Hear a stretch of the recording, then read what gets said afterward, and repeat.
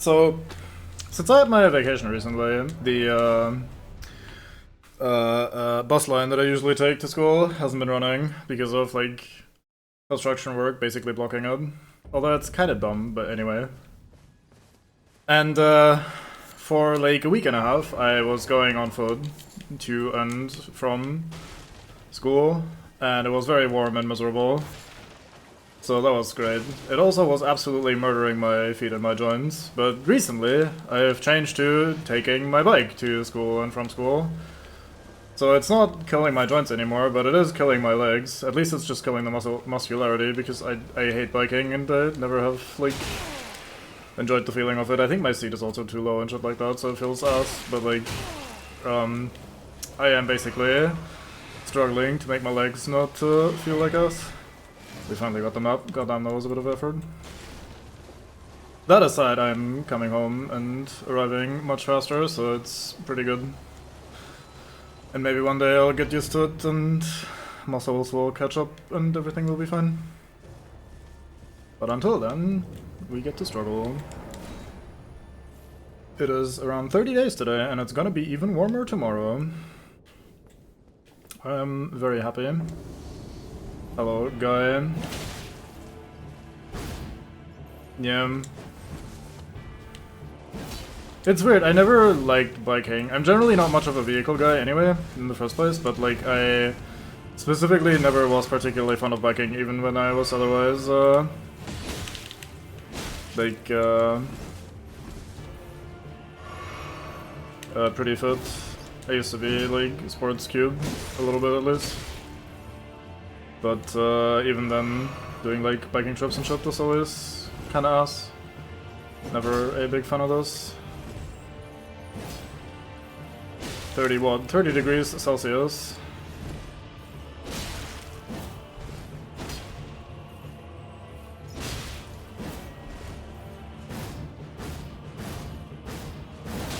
Oh, look at the spacing. Cami player right here, clearly. Oh yeah, we killed the bell-bearing asshole at the end of the last stream. 38. No, not quite. Talked to a guy today that said he was on vacation in a place where it was 38 degrees. I was like, death. He was like, no. That was like, death. Not like verbatim, but effectively. Oh, he poised through it this time and killed me! Man! Anyway, biking is the means of transportation that is like the least. Huh, neat. I wish I was like that. I find using vehicles, including bikes, like stressful in general. I kinda tend to obsess over trying to like keep track of everything around me and making sure I don't get run over. Drivers here are fucking awful, and especially if you're like going through a fairly urban area. There are a lot of people that will just blindly pull out of parking spots or go take turns without indicating or signaling rather, and all that sort of shit. So it's kinda really ass. I think if you just commit to it, you can probably get over it eventually, but it stresses me out so much to like even take my bike. And when I was briefly looking to get a driver's license, I was having like the same sort of feeling. Where it's like, I don't trust people to do the quote-unquote right thing, even if the right thing is like a sort of basic thing that they're supposed to be doing and have technically learned anyway. And that, like, I don't know, I can't really relax with that. In addition to that, I also don't like how biking feels, and like I said, never have, even when I was in good shape and shit. Just not my favorite way of moving.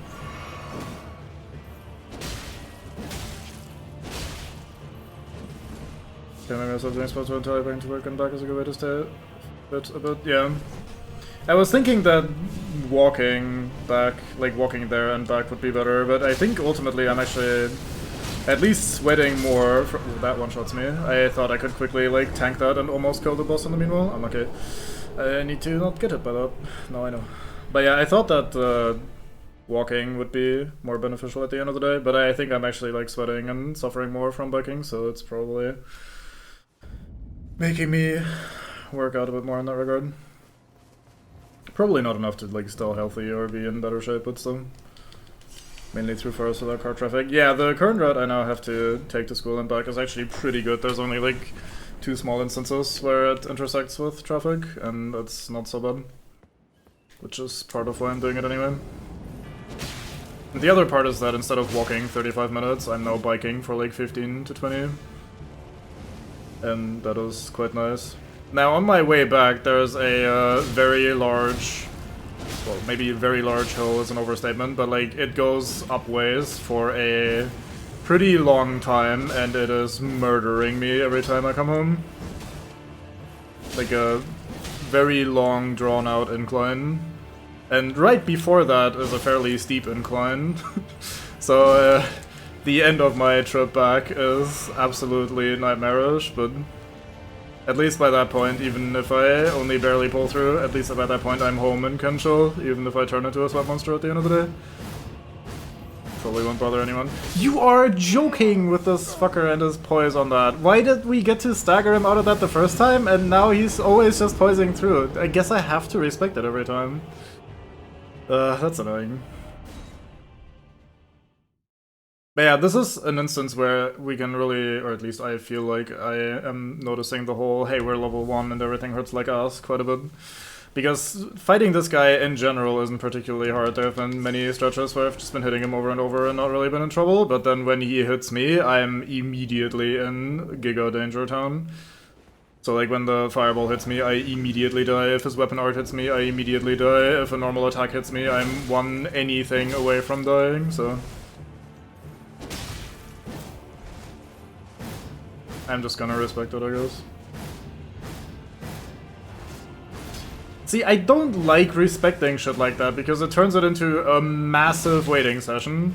Having to sit there and go, oh, well, he might randomly poise through my attack, means that I have to sit there and wait instead of actually playing the game, and I just fundamentally hate doing that. Even if I wasn't streaming, I'd find that really tedious. But especially on stream, it's just a little too slow for my liking. Ah, that didn't roll couch. I'm risking it. A couple more hits. I was hoping to maybe pressure him enough that he couldn't heal, but I don't think that's really in the cards. If he ever gets that fireball off, I have to back off. Wow. Back to waiting. There we go.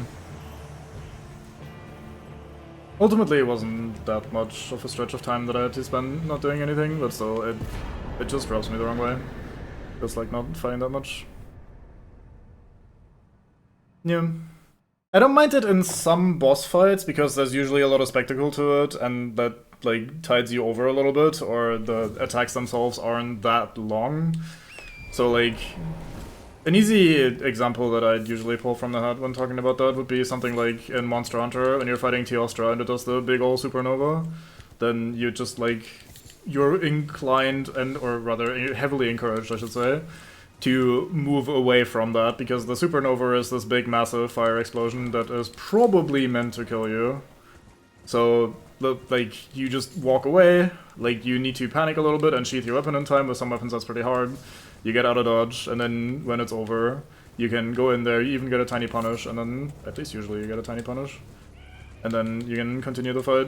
And in that case, it doesn't really bother me. But if you're fighting, like, a humanoid enemy that in theory staggers, but in practice, with the way poise works in modern Souls games, sometimes doesn't if he's already starting up the heavier part of his swing there, then he decides to poise through shit and you just immediately explode, then that just feels ass. You could use, but doesn't work out as well for you. Yeah, I mean, that part I'm kinda over.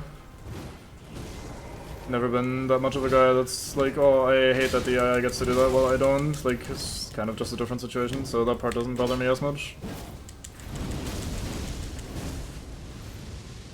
So for me it's more like, hey, this idiot is literally just standing there flailing his weapon. It's nothing spectacular, it's not like super big fancy special attack that is like meant to be a sort of evasive fight. I'm not doing anything mechanically interesting, I'm just standing there watching this idiot flail his little mace around. That feels very unsatisfying. Yeah, I'm dumb. But yeah, I mean, there's probably a world in which I could try to figure out which part of that actually has enough poise, so that I can't punish it and just try to hit him during a part where he doesn't have enough poise yet.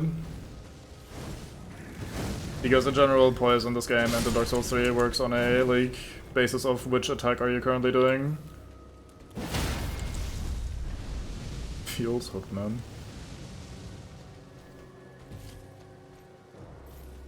So I think the reason why we could stagger him that one time and we couldn't anymore afterwards is because the one time where I staggered him, he was still in the flail wildly part, and the 2 times afterwards where I couldn't stagger him, he was barely in the I'm starting the finishing move part of that. So he was no longer staggerable because his poise had increased from then. Or like the hyper armor part of whatever the fuck you want to call it specifically. So I think if I was to fight that guy 470,000 more times, I would probably eventually be able to finesse that and figure out how it works, but that's not gonna happen, thankfully.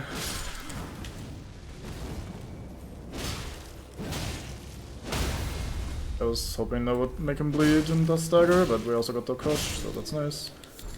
Oh, only a fire blossom. Their armor set actually looks pretty good.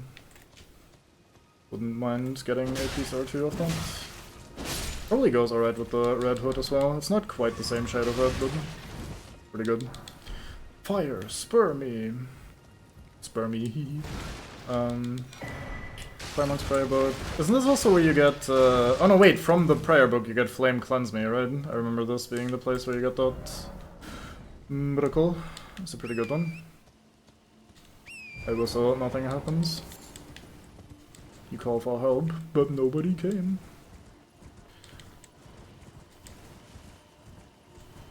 I think there's nothing else up here. The path looked like it was gonna like trail off over here, but I think there's nothing else left on this side. I think we need to go into the bog a little bit if we want to continue exploring the left side of the lake.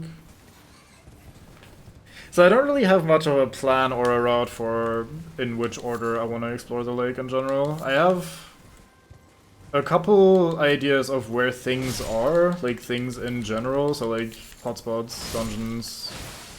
I don't know why I'm slaying animals. We unlocked the ability to buy bones yesterday, so we don't need to slay them anymore.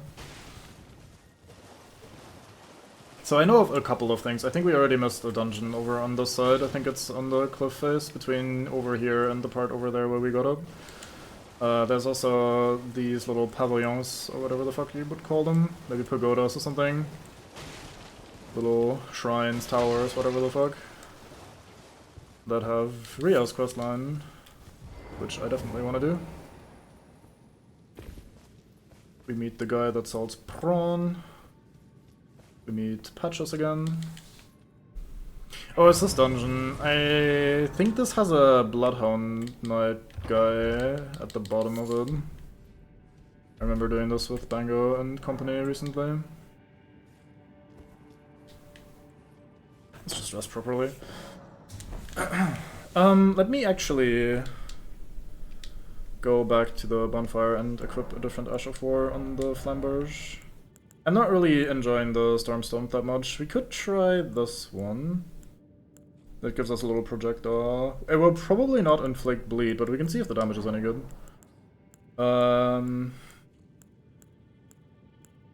Standard is better here, it looks like.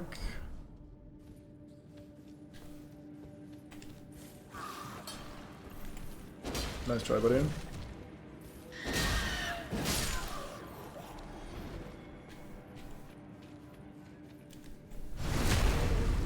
Imagine you're just hanging out in your cave, looking at a bush that you've been looking at for many hours, and then suddenly some idiot pulls up and shoves a sword up your ass. I mean, maybe don't imagine that if you're like squeamish, but that must be a weird experience overall.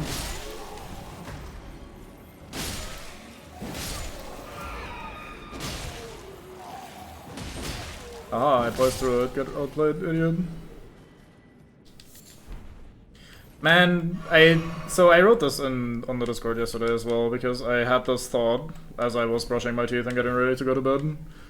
I was thinking ahead of like where we are right now, and I was looking, like mentally going through Altus Plateau, and I realized, oh fuck, we gotta have to fight the Draconic Tree Sentinel on level 1. And I was like, oh shit, that's gonna be ass. And then I remembered, oh wait, we're gonna fight everything at level 1 because it's a level 1 run. And for some reason that calmed me down. Like, I actually was like, oh yeah, well, it's fine. That's normal that we're gonna be under-leveled, so it's gonna be fine. So I calmed down for a moment. And then it also hit me, wait, we're also gonna have to fight everyone else on level 1. It's not just, like, in abstract, the idea, oh, it's the normal situation that this is a level 1 run and you're gonna have to fight things at level 1. That was soothing in a way. But then the actual, like, oh, we're gonna have to fight insert many late game bosses here at level 1. That actually, like, sort of actualizing it or whatever, made it be a little bit more terrifying again.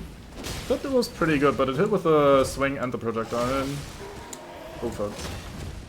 Man realize what he has done, yeah. On the plus side, this is definitely... Yeah, I'm gonna say, aside from Demon Souls, of course, because I've only ever played through that one single time on one single character, this is definitely the Souls game I'm the worst at, funnily enough. So I am looking forward a little bit to having to actually get better at the game and having to actually learn it. Part of the reason why level 1 is usually such a good first challenge run is that you still have plenty of options. Not like all of them, of course, but there's usually enough options and enough damage in the game that you're gonna be fine. You're not gonna completely run out of tools or your playstyle isn't completely degenerate. But at the same time, it becomes so much more punishing that you do actually have to dodge and deal with enemy attacks rather than being able to trade or brute force your way through certain encounters. So that's why usually level 1 is a good starting challenge run, because it's harder, and it's definitely a lot less forgiving, while still not being complete brain rot of, oh, I have to fight this boss for 7 hours as I punch it to death with my fists or whatever, you know? So that's usually a pretty good starting point for challenge on some shit. So in essence, it's also a good way of, like, actually learning, or being forced, rather, to learn the various fights. You can, of course, in theory, learn them normally, but for most builds, you're gonna be strong enough to just out-damage, out-manfight certain bosses, certain encounters, rather than having to actually clean it up and deal with them. You're doing the Halic tree, right? I'm planning to. So in general, actually this is a good point to maybe bring up as well. I am not uploading this to YouTube just yet, or I haven't at least been uploading this to YouTube, because I started this sort of spur of the moment. I always wanted to finally do the Elden Ring level 1 run, so it's not like the idea came completely out of nowhere. But, like, actually starting it came completely out of nowhere, pretty much. And I don't feel emotionally ready to commit to this as a series or as a thing that we're actually doing all the way through. For now, I'm enjoying playing the game, and I'm enjoying doing this on level 1 and running around and talking about it, and there's so much stuff to, like, say about Elden Ring that I'm just having fun streaming it, even just at a base level. Wait. Is this terrain slightly weird, or is my controller actually dying? Because I felt like it was a little unresponsive there for a moment.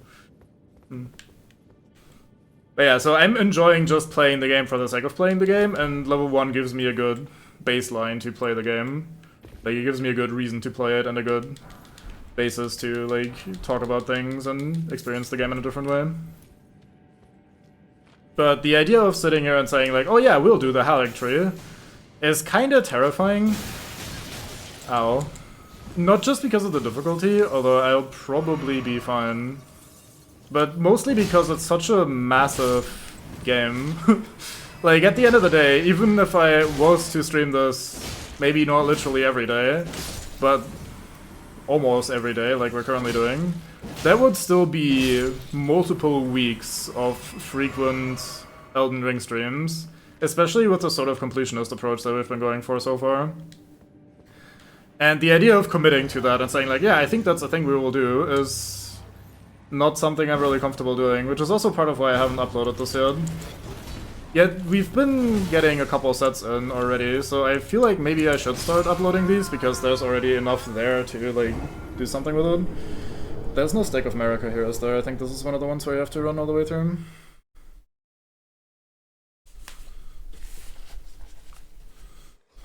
Yeah, I hate those. I hate it when they don't give you a Stake of America. I don't really know why either, like, maybe they couldn't get it to work properly, because this is a in theory, you could just fall all the way down and die down there, and then you'd be in the area for the stake, and then you can just run through. So you could, like, circumvent the entire dungeon if there was a stake of America down there, maybe, if it works that way sometimes. Which I think it does sometimes. But yeah, it's always a shame when they don't give you one. And it's gonna be even more of a shame as I will have to try this over and over again, because these fucking Bloodhound Knights are actually pretty terrifying sometimes. But yeah, it's very, very likely going to be a very long one.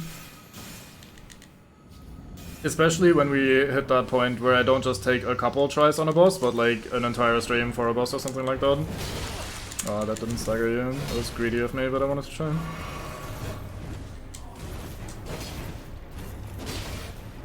I was not ready. I thought I had more time.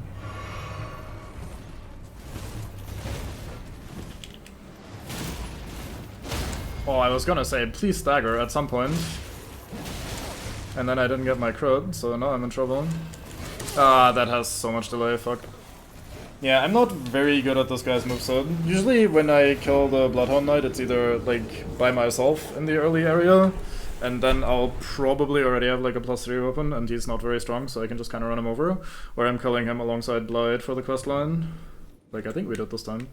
So he just kind of dies. So I'm not very familiar with the moveset, unfortunately. Oh, I took the wrong jump, I think. Yeah.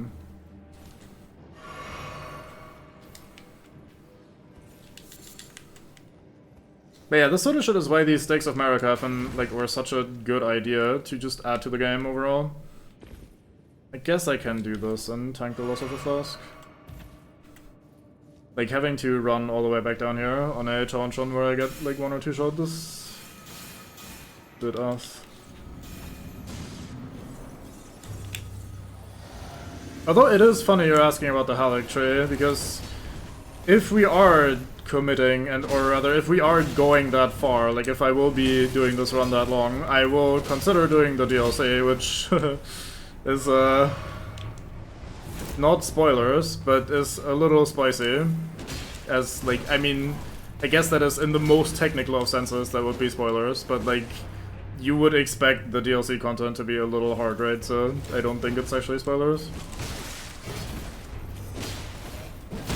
Oh, I got the stagger, let's go. Yeah, you don't get a crit there, huh? He doesn't have the glowing point on him either.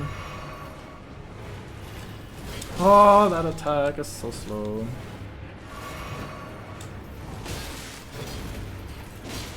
I did it again. Oh, we get the stagger again though, that's so lucky.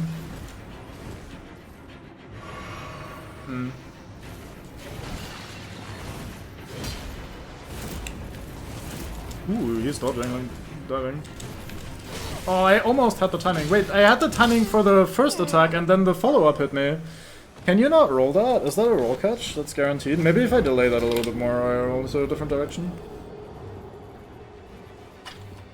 That looked like a really good attempt, but I was mostly just getting really lucky. I made a couple of really bad choices and just simply didn't die for them.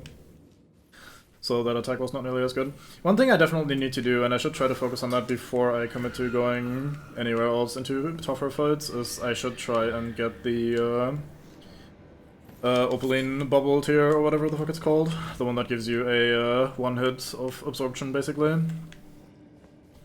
For the crystal flask. Hey, someone died, nice. I like it when they do that. Because realistically, for this fight, our current flask setup is doing not much at all. We get a tiny bit of strength, so we get a tiny bit of extra damage, but I'm not using the charged heavy attacks in this fight because the enemy is a little too dodgy.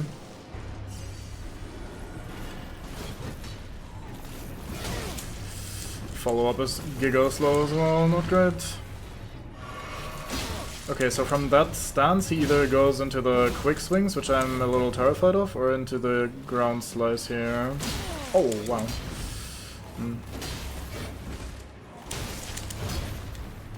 Maybe I always tank the first hit there, like that, and then I can punish him here. Oh, that seems like a really bad strategy, it's not even that big of an opening.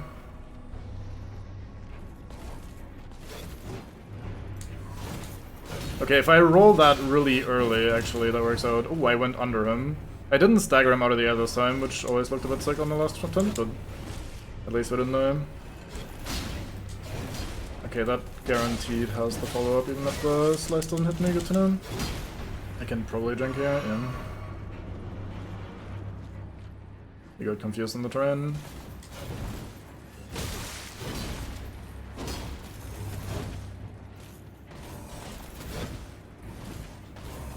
He is being very aggressive. I'm losing all my bleed and stagger build up, it's not great.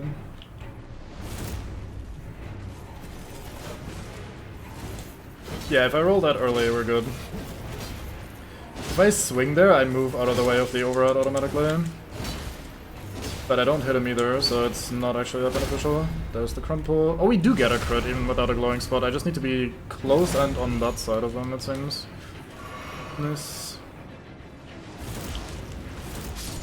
Gotcha. I do like this Ash of War. I haven't really used it that much previously, but I saw it in a video the other day and I was like, oh, that's actually pretty cool. Should use it more.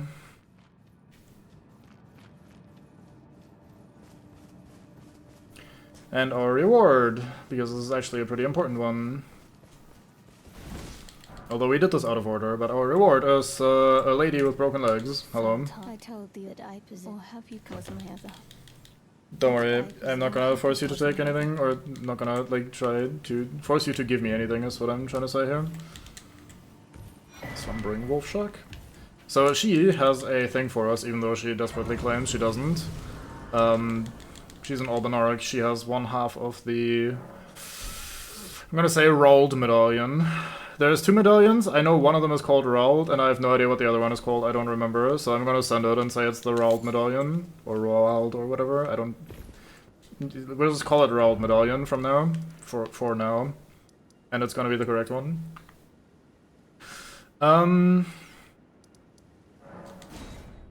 So, like I said, let's go and try to take care of a couple more, or like gather a couple more crystal tears before we commit to more dungeon diving, because if we run into other difficult bosses like that, we're gonna be in trouble.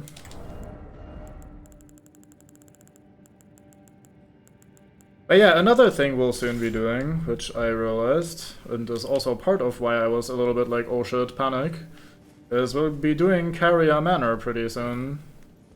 Because I want two things there. It'll be our first cold Ash of War, I think, so we can cold infuse the Uchigatana and see if we can get any double special effect procs, which would be funny. And we get Carrion Retaliation. So it'll be time for Fingies, but more importantly, the Fingies themselves will not be that bad because we have a flame weapon. The boss is a little annoying because she like jumps around and shoots magic at us, and we're low HP because we're level 1, so that's gonna be a joy. So I do think there's a tree here-ish. I'm just gonna mark it. I'm gonna commit to it. And you guys can be like, lol, he was so off later. That's alright, Bango. Yeah, when we go there, there shall be Fingies. We're not going there straight away, it's not a priority. I don't desperately need to be there right now. But we will do a little exploring. So basically we want to be, like, we can't get on top of this yet. This is, like, on top of there is a pretty late stage area. We need to commit to Ronnie's questline and go through that for a while to get there. But on the other side of this crystal shit, we can climb up here somewhere. Finger man bango, I refuse. Unless he asks nicely.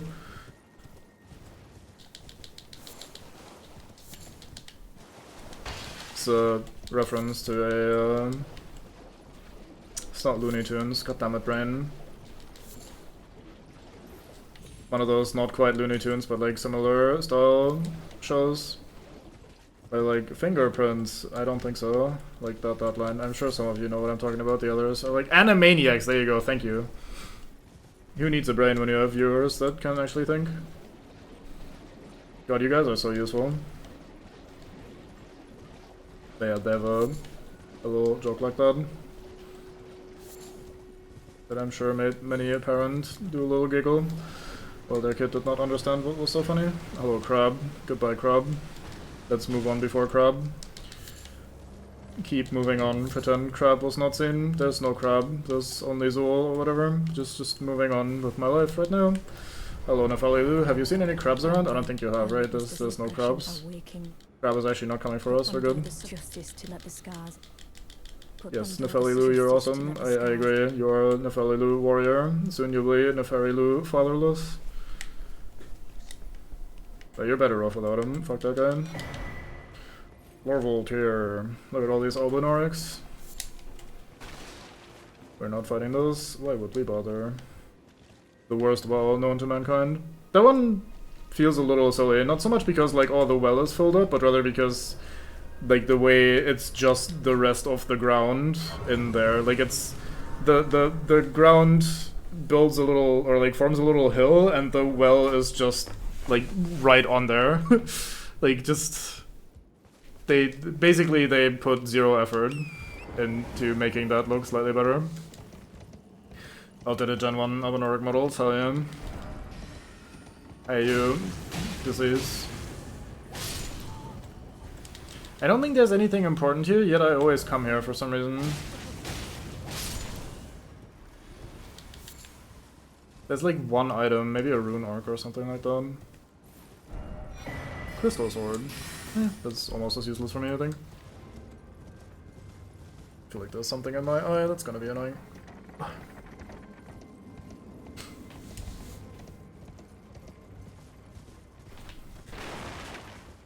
Anything back here? Nay. So we're gonna be fighting a thing again in a second, because I, of course, despite planning to go get the, like, new thingy first, that we were talking about a second ago, I once again found a thing to explore, and I'm now committed to exploring the thing before grabbing the thing that we need to actually get to become not immediately dead. I should probably be fighting this guy with the lead weapon, because hella HP and good fire resistance, but here we are, forcing around. Mikola's Lily, lovely guy. Everybody loves Mikola. It is kindly Mikola, after all. Hello there, very, very unsuspecting pot. Please no, dear me. I haven't a clue. No secrets lie with me, not a one. Oh, please leave me be. Wait. Well. Oh, we're finished. We're finished. I beg you, you must. Halleck Tree Secret Medallion, that's not the RL Medallion. Fuck! Cube was wrong, alright? Cube can admit to being wrong sometimes, and Cube was wrong in this case. It's because I'm young and I don't have enough experience yet in life, so that's why I was wrong there. Anyway, as I was saying, or thinking about saying, or started saying and then lost my train of thought probably, we're gonna be fighting some asshole over here, and we didn't grab the thing yet that we wanted.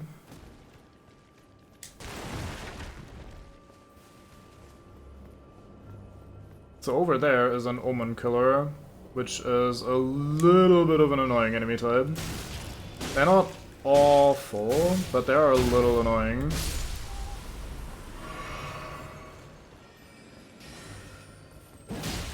How dare be. Seize your magic. Schmack, and a schmack, and another schmack.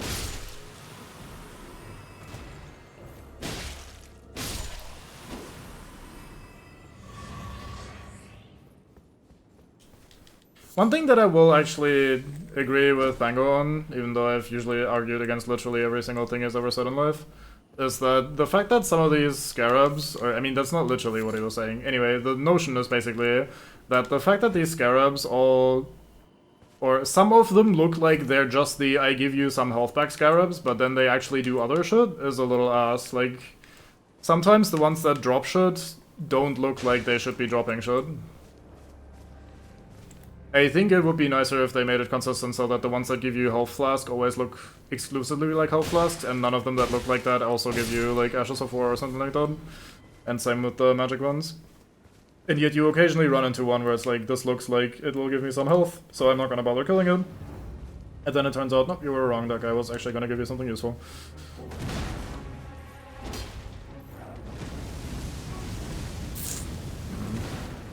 Oops. I'm not confident in how to dodge these guys. Oh, you stagger from that, that's nice. Oh, we hit the rock by pulling the sword up through the ground. You know, you'd think that would... like, the part where we pull the sword up through the ground would be the more pressing issue there, rather than hitting a rock that's on the ground, but Apparently, even though we're able to pull those swords straight through the fucking ground, that little rock was stopping me anyway. Bonk. Well, that was very free. Good. I think there are always visual differences, but I think the wrong lighting at the wrong distance is not always clear. I'm pretty confident there's at least one blue guy that looks pretty much like every other blue guy that just gives you magic, but actually in turn gives you a Ash of War or something. The red ones, I can't off the top of my head cite an instance where it looks like it doesn't give you an Ash of War, but then does give you an Ash of War, so you might be correct on the red ones. But I'm pretty confident that there's at least one of the blue magic looking ones that actually gives you an Ash of War, even though he just looks generic. But yeah, it could also be that if you looked at it in the model viewer in detail under like neutral lighting or whatever, there's maybe some very minor differences.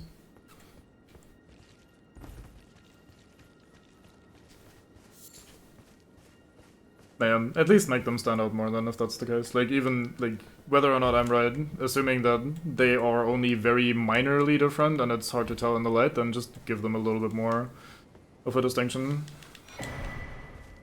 Like, give them a completely different color, just rather than a very slight difference in hue.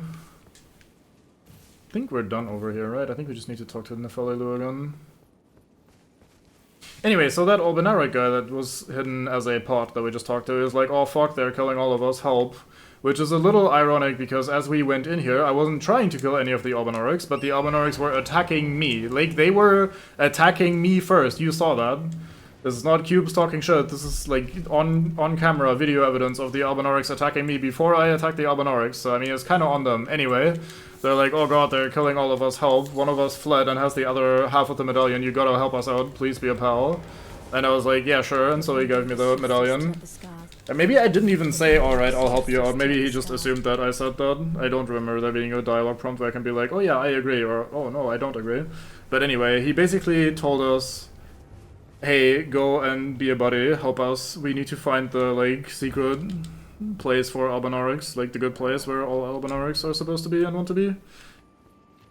And, spoiler alert, listen away, Bango, if you can. Albinauric place, not great. There you go, there's the spoilers. It's over. It's not so bad. Don't you talk to her again here? Doesn't she have a second spot where she appears, or am I dumb? I think she just moves on from here. I think I'm being dumb. Let's get rid of that one. Anyway, now that we've talked to the guy, we can go back to Latenna the Albinauric, as she's even known on the map. And now that we've talked to Old Man, we can be like, hey, don't worry, I'm in on it. And she's like, oh fuck yeah. Don't worry, I've got the other half. I definitely didn't kill your dad and everyone else in the village and just happened to stumble into you and you were talking about a medallion and I put two and two together. Would you consider us go back? There is something will you show if you accept of the word. Thank you. So she now tells us, hey, can you like bring me over to the fancy place that I just was explaining with the two medallion halves? Please bring me there, and so she just goes poof. And we get her ashes. So we can summon her. Now, she's very... Yeah. Get out of my head. It's illegal to be in there. Only I may be in there. Anyway, her ashes are actually pretty interesting, or she's an interesting summon, because the... basically, she's immobile. You summon her, she's like a little sentry turret. She just sits there and shoots with her bow, and it does actually do reasonably okay damage. So she's actually one of the better spirit ashes to summon in general. Partially due to the fact that she's not gonna just walk after the boss, or like walk up to the boss and not do anything for a while.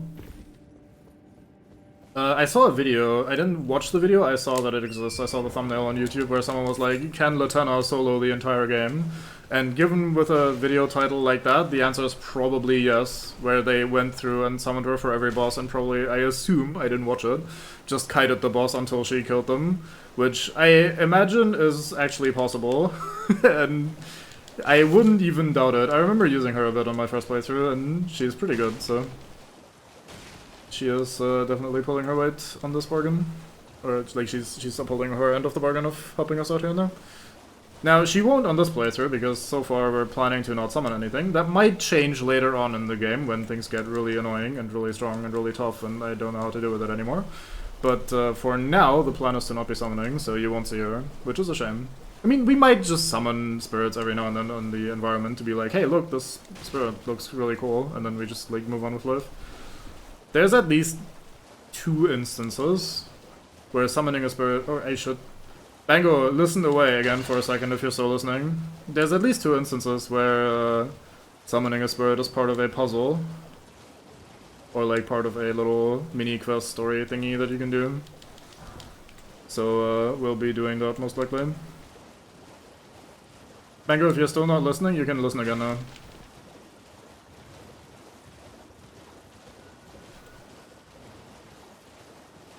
So I don't remember the exact lay of the land here. I kinda have to just wing it. Yeah, there's one where you have to summon the little gargoyles, and there's one where you... I don't know if you get anything from that, other than just a little interaction, but summoning the jellyfish on the red spot is also one.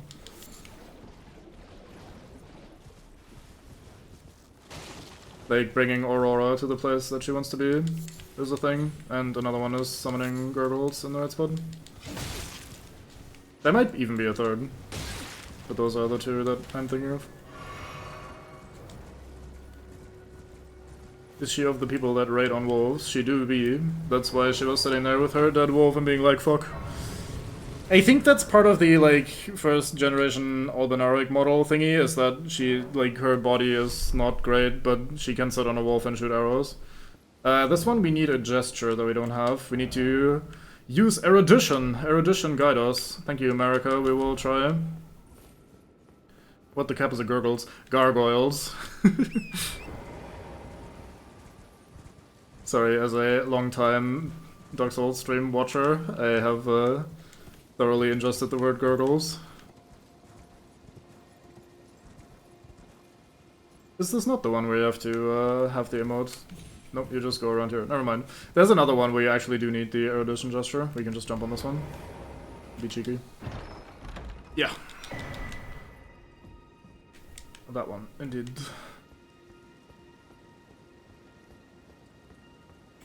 Now, what's funny is you say, ooh, that, because you probably remembered which, like, location or what you get from that or anything like that. See, I am on the exact opposite end of the spectrum. I remember doing that, and I generally, in a very broad sense, know where I did that, but I don't remember why, how, what you get from a, like, where you get the thing itself, and, like, what the reward is, and, like, where exactly, and all that sort of shit. So, like, you probably already know more, but at least I remember the key to the issue, so when we get there, I'll be like, oh yeah, this place. So, yeah, had to look that up on second playthrough again. Yeah, I feel like I either found that or there were enough messages that were hinting at it that I was actually finding them. I don't think that one eluded me completely.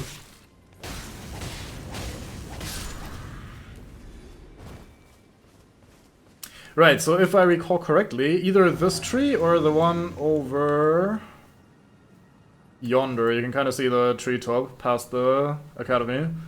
One of these 2 has the bubble tier that we want, the one that tanks 1 hit of damage for us, basically. Unless we already have that and I just forgot to equip it, which would be honestly very in character.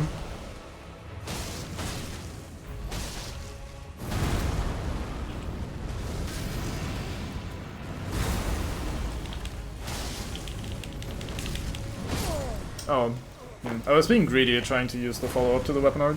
I need to have a bigger opening for that, my bad. But at least there's a stake of Miracle right here, so we're gonna be good.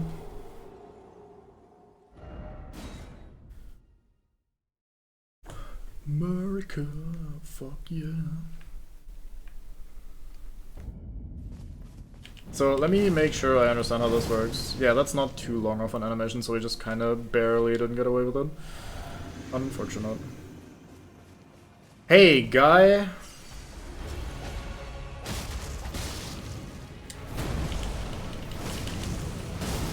Oh, look at the damage.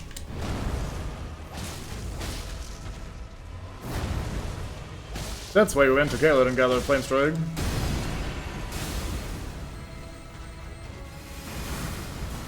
Is it called Flame Strike or it's Flaming Strike? My brain was really struggling with calling that Flame Strike because I associate Flame Strike with a Blood Mage spell in Warcraft 3. And it does not look like that Blood Mage spell from Warcraft 3. I don't know why I was being greedy, but we rolled the AoE, so we're fine.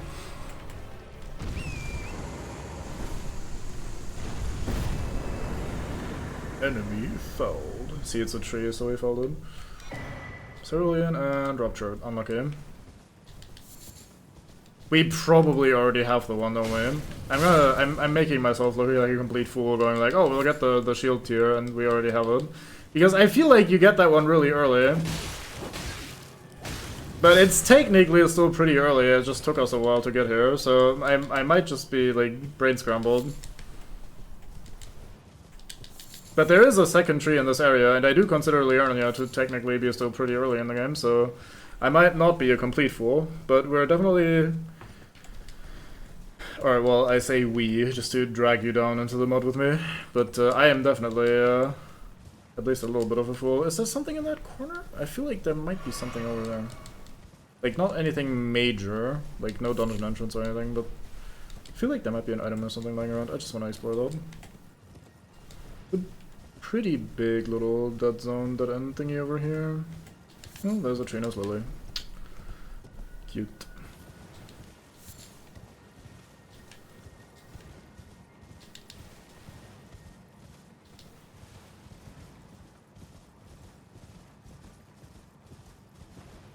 I'm actually getting, well, not getting, it's a little, like, a tiny bit annoying that I have at least 2 people watching that still want to play the DLC at some point, and so I can't talk about the DLC. I went to the level up menu. I am... Whew, Jesus Christ, brain. At least you didn't level anything. I looked at my stats and was like, why are my stats all 10? And then it actually clicked in my head that do not level up, Cube, you fucking idiot, do not do it.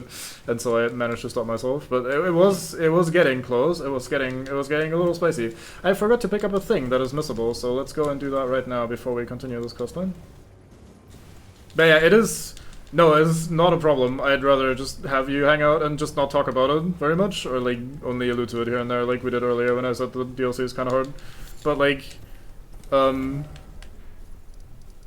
I still, like, I've only done the DLC once, and I haven't really talked that much about it yet, so you still have like thoughts and shit, and like running around here is making me think of stuff to like say and comment on.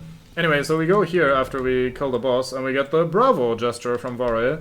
I think this one is missable. If we go and talk to him before we get this gesture, I think he disappears. Gone a lot of time into the DLCs, I feel like I still have a lot left. Yeah, so the thing is, even with you saying that, I am still gonna try to avoid it anyway, because it's an open world game, and it, like, FromSoft means it when I say that, so there's a very high chance that among all the stuff that you didn't do the thing that I want to talk about, or that I happen to be talking about, even if it's somewhat early in the game. Actually, no, let me go back over here, because I am going to take a quick little bathroom break, so I'm gonna stand somewhere where we have a nice view, so you guys get to see some shit. Aha, thank you, Fog. Hey, you can stand here and watch and see if the fog disappears again, spontaneously like it did last time. Until then, we'll be standing here and we'll do some clapping for FromSoft's great way of making fog appear whenever we want the fancy environment. BRB.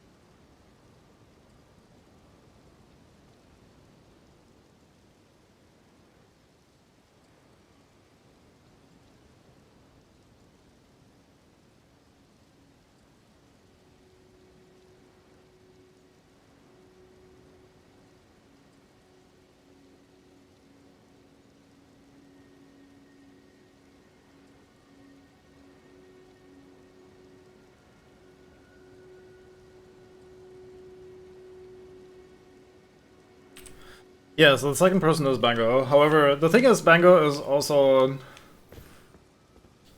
Like, Bango should be very careful anyway, because of, like, spoilers for the base game. I haven't really been talking about that much stuff that's ahead still, for the most part. I've been doing, I think, okay overall, at, like, not talking about too much shit that hasn't come up yet. But at the same time, Bango's also already seen, like, the final boss, and, like, is already, like,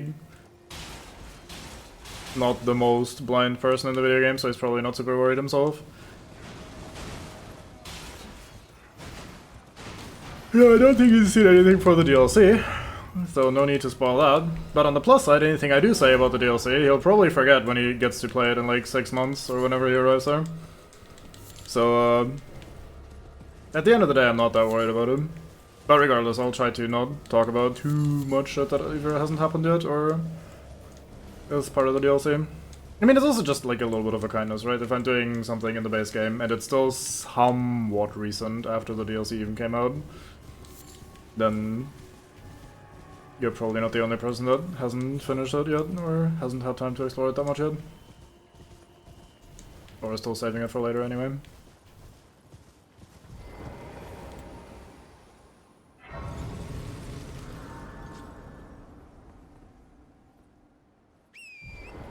Very nice. Yeah, I don't think I've said anything about that place myself, at least not that much. I do like Volcano Manor. Sort of. Do I like Volcano Manor? I actually want to think about that now. The thing is, if I think about it, I can't even really comment on it because we just decided that I shouldn't be commenting on it, so... Damned if you do, damned if you don't. Right, we went here and we didn't go down to the place that Bango hasn't seen yet. Bango, if you're watching this VOD, skip ahead, like... How long am I gonna be there? 10 minutes. Go with 10 minutes. Oh, look, a scarab. Bango, look away, the scarab. It might be something for you that you haven't seen yet. Be careful. So I think they placed that scarab here for a reason. The reason being, like, it might run towards the cliff and you're like, oh fuck, and then you check out the cliff and you're like, oh shit, there's something down there. Alternatively, you could be... Wait, you told me yesterday how to get to the point where he's like, oh, oil me the fuck up, buddy, before you kick me out of the hole. Should we try get that on camera? Let's try getting that on camera. Hey Bango, if you're not skipping this for some reason, feel free to not skip it. We're not doing this right now.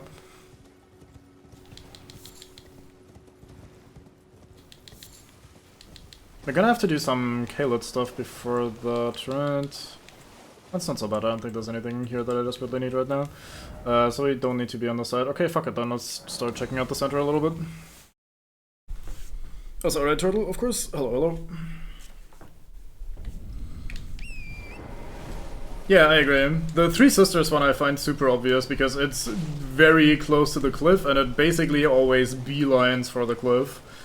So it almost, like, if you're trying to get it, it almost forces you to, like, jump after it and find it. It's a neat little trick of game design.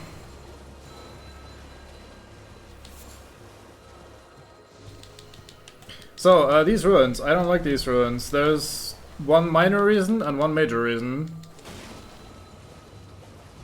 The minor reason is that there's all these fucking bell assholes shooting homing magic projectiles at you.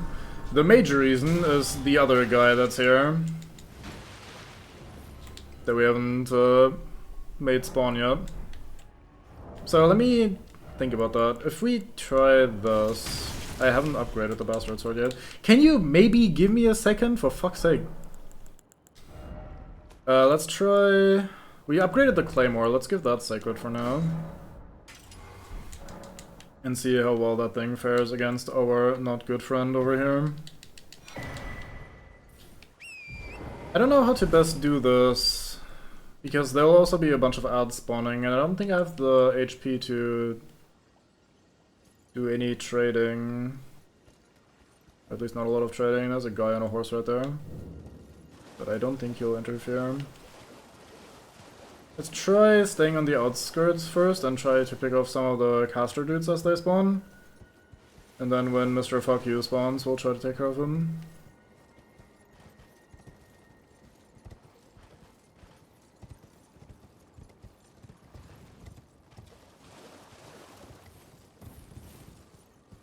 Lag spike, but no enemy spawn. What the hell, game? Make up your mind. Uh-huh. Hello, guy. You guys are also on Blade, right? Like, I think you are also Revenants.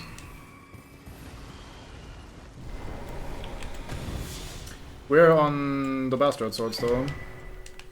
Let me fix that. Here we go. Hi. That was a bit orcs, as they say. I don't think we're getting any extra damage, or like at least not more than normal. When's the Young stream? Son, I've played that already on stream. Check out my YouTubes. It was a very fun challenge run as well, that I didn't plan to be a challenge run, but it just worked out that way because I was misguided. It's a fun little game. Split suffers a little from having to redo a bunch of slightly tedious cleaning if you die to the main threat. Yeah, I mean... It's just the type of main threat, really. Like, maybe I'm just, like, extra anal about it, but fuck those guys, man. I don't know, man. The whole, like, having to clear up the side threads is a pretty common thing in these games, so it's not particularly out of the ordinary. It's just, like... The guy is just not the greatest guy. But if they have a major weakness, you can just heal them. They don't like that. Can I kite you over here perchance? Or are you just gonna be casting? You're just gonna be casting?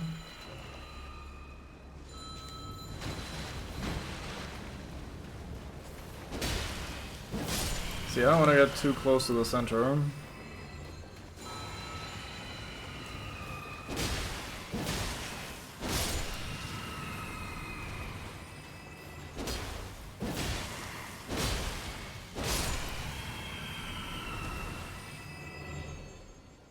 I think I ignore this guy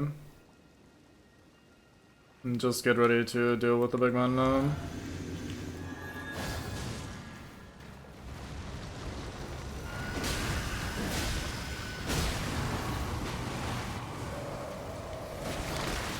Fuck.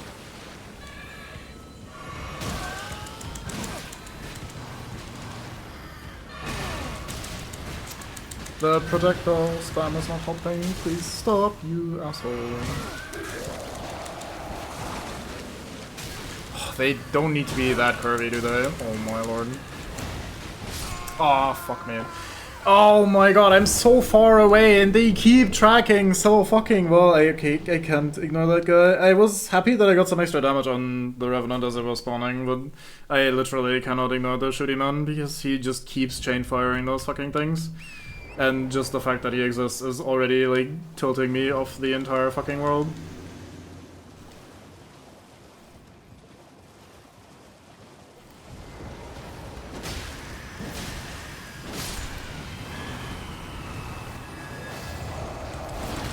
I can't time that for the life of me.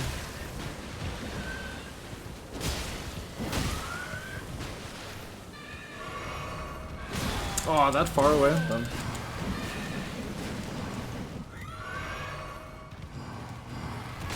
Oh, I rolled though.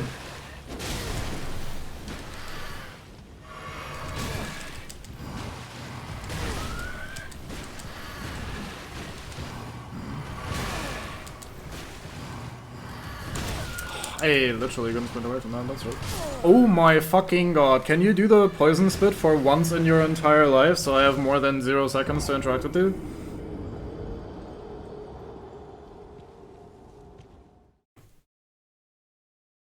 I mean, it's less, oh, they have a teleport, and more, hey, it's basically a 50-50 between them doing the poison spit, which is an easy opportunity for you to recover, and them doing an immediate, you need to roll right the fuck now dumbass attack, with a little bit more active frames than necessary.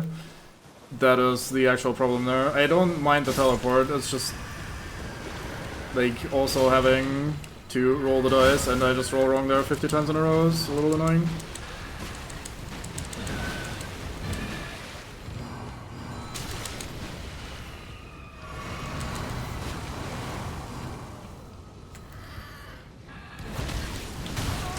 That projectile was still fucking going for me, past the wall and everything.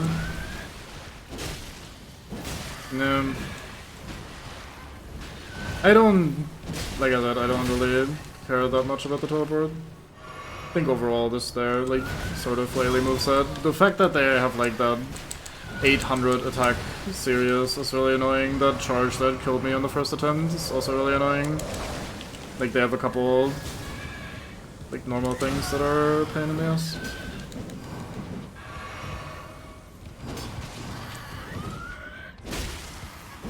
I reckon this one, if I will eventually have to get used to fighting these guys, so I think at that point I don't think the teleport is going to be any issue at all, actually. Because it seems to create a consistent timing for where you can, like, roll them whenever they teleport. But yeah, it just adds to the extra, like, flailiness and confusion and overall struggle. If you're already kind of struggling, then it'll just make it even worse. Wraith Calling Bow. Don't think I've ever actually used that. Now we too can shoot slow-moving, pretty fucking useless projectiles that are pretty fucking useless.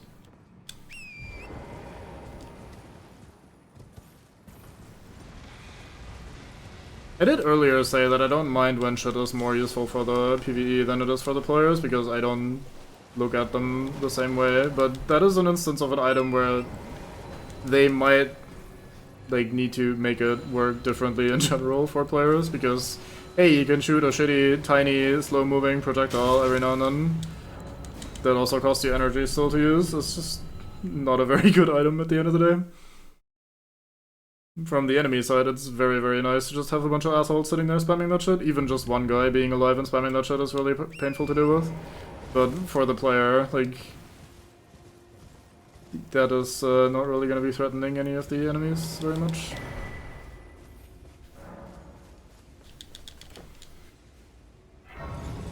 So this is the main entrance to, or one of the two entrances to Raya Lucaria. We don't really need to be here right now. Do I want to explore up here yet? No, let's do this in a different order. Let's go back here. I think I want to do the Raya questline stuff next. If I recall correctly, the path from here goes a little bit further west. Or north or something. Yeah, mostly north for now. And I think following the path leads you pretty well to the important plots. Important spots.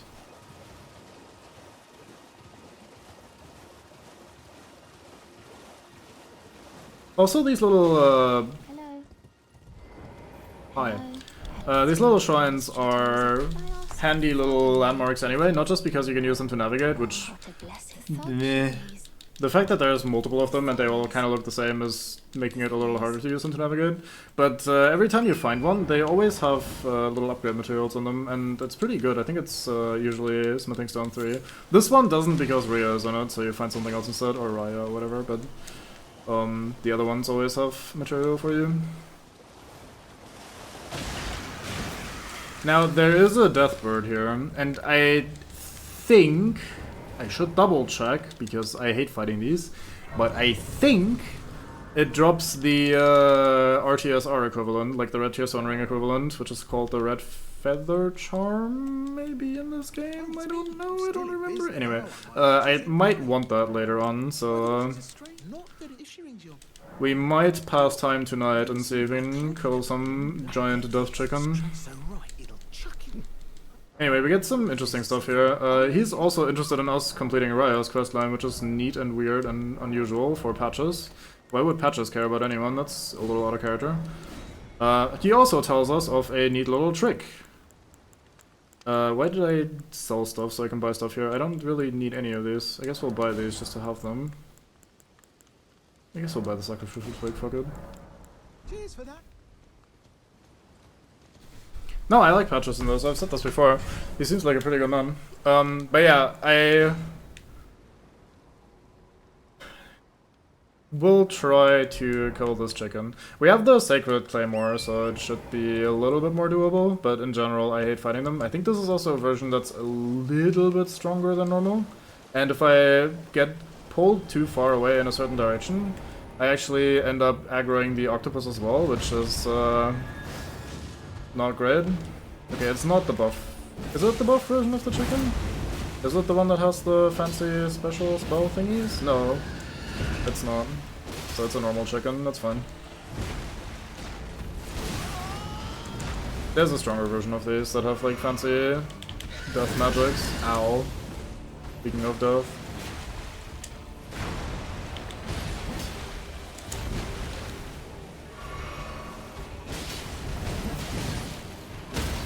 I kinda sent it there, hoping that the damage would either finish it off or stagger it, even though I was low HP.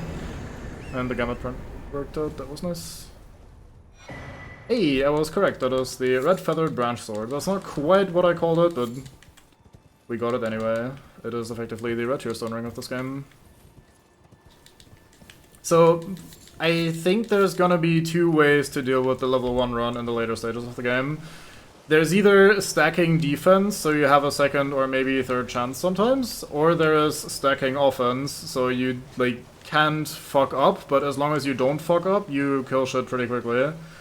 And I think I will tend to play with the defense-oriented one. That's usually how I play the level 1 runs. I didn't really do any RTSR stuff in the other games. But we might want it available anyway, so I'm glad that I managed to collect that. So, here's this guy. This guy's an asshole. He's a blackguard, as the name suggests, so he's kind of a dig. But he's sitting here and he's boiling prawns, so we can talk to him again. And he has some shit to say. However, the most important thing is we can buy some boiled prawn here, which is a very good item. It boosts physical damage negation for a time, so that's alright. And if we talk to him, especially after buying prawn, he's actually pretty happy with us. Like, listen to those. Never met someone with a taste for prawn I couldn't trust. We'd make good mates, I reckon. I'll be seeing you. Ta-da! So we bought prawns, so he's like, oh fuck, that's the homie right here, so now we're good friends, and he tells me about shit. We'll meet him again, he's alright. He could be worse. He's a bit of a dick, but like... eh. So boiled prawn is really good from what I remember. Let's look at the numbers. We are currently sitting at a cool... I'm trying to scroll through inventory and look at shit at the same time. Here we go. We're looking at a cool 10%, 7%, 10%, like basically 10% physical reduction if we eat one of these. As long as he's nice about it. Yeah, it's not quite what I mean, but meh. So that just gave us 13% damage reduction physical, just for eating a single prawn. And it's not even that slow to eat. They're not that expensive. We can just buy more of them. That is really nice. I think there's a slightly stronger version of them later that we can buy from him as well. Not now, but in a little bit. He knows he's a dick at least. I mean, he's kind of just... If you were to live in this world, you'd probably have to be kind of a selfish dickhead and, like, take advantage of people in shitty positions to, like, steal and try to get by somehow, especially if you're not at all strong or, like, a fighter type or whatever. So he's just kind of an asshole, but it sort of makes sense for him to be one, and he's also aware of it. He's not like, oh, I'm actually, like, so righteous and so cool and blah blah. Like, no, he's like, yeah, I stole her shit because I want it and need it, basically, but you can have it. I'll take it for some souls because I want the souls. So, like, I'm not saying that's a good thing, or, like, a good character trait, or that he's a good guy or whatever, but it's not, like... I think the worst kind of characters are the biggest assholes, are the more deceptive ones that are like, oh no, I'm actually a really good guy, or oh, I'm your friend, we're all friends here, like, this is all cool, and then they try to backstab you, or then it turns out, no, they're actually, like, monstrous. So I don't mind them, I guess, is what it boils down to. And, like, the most negative thing he does, to my knowledge, I might not be aware of the lore, is stealing Rhea's necklace. He didn't even kill her or anything, given how we've otherwise already seen young, innocent maidens being murdered left and right in this game. That's comparatively pretty good guy, so, like, eh. Not gonna sit here and pretend he's awesome or whatever, but as far as, like, sort of bad guys go, he's alright. He could be a worse guy, yeah. Most people are good. He definitely knows of a worse guy, yeah, same. Still a bit of part of the problem. He is so far down the totem pole. And like, I don't think he has the power or influence in any way, shape, or form to really be to blame for any of this. Like, again, not to excuse it too much or be too like weird about it, but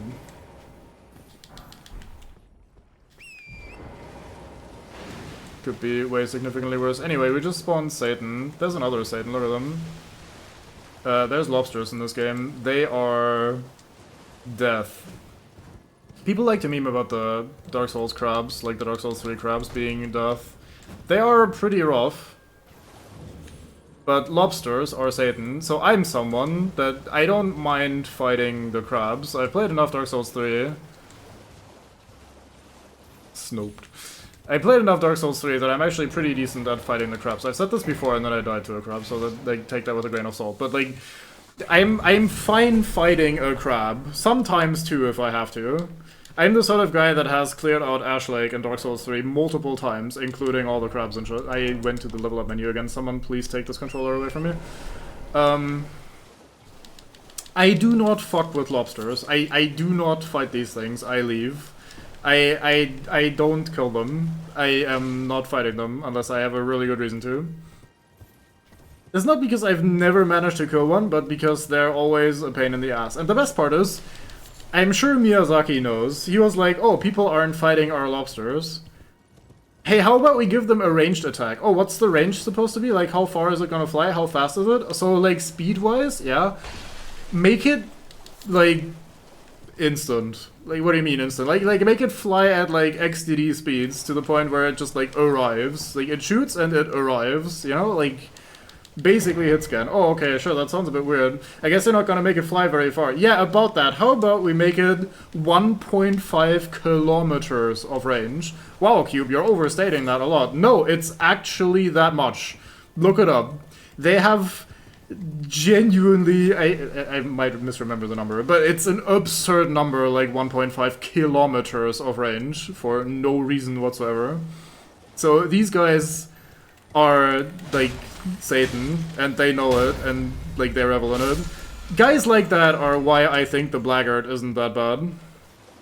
You know, like, yeah, he stole Rhea's necklace and made us buy it back for $1,000. But he's not sniping us from 1,500 meters away with near hit scan accuracy, you know? Like, he's not a lobster. In fact, he's boiling them for us. Like, he's very anti-crab, like, all things considered.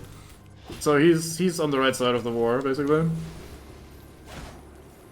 Hey, how about you guys all go out of my way so I can get up here and loot the treasure? I want the treasure. Yeah, it's true. You saw him. Unless he's a really good mimic. Although, if he was a lobster mimic, he'd probably have shot me in the ass the moment I turned away from him. Hey, that guy just cancelled my chest opening animation. Nice, speedrun tag. At least he's not part of that problem. Yeah, I would even go as far as to say he's part of that problem's solution. By, like, being a guy that hunts and boils lobsters and prawn and shit. Like, again, he's on the right side of the lobster war, or the prawn war, so... He's got my vote. Where do we want to go next?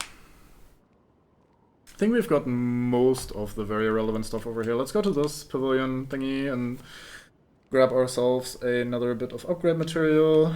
There's I want to say there's a grace here, and then from there there's a chicken of death over here. So let's go and see how right I am about that.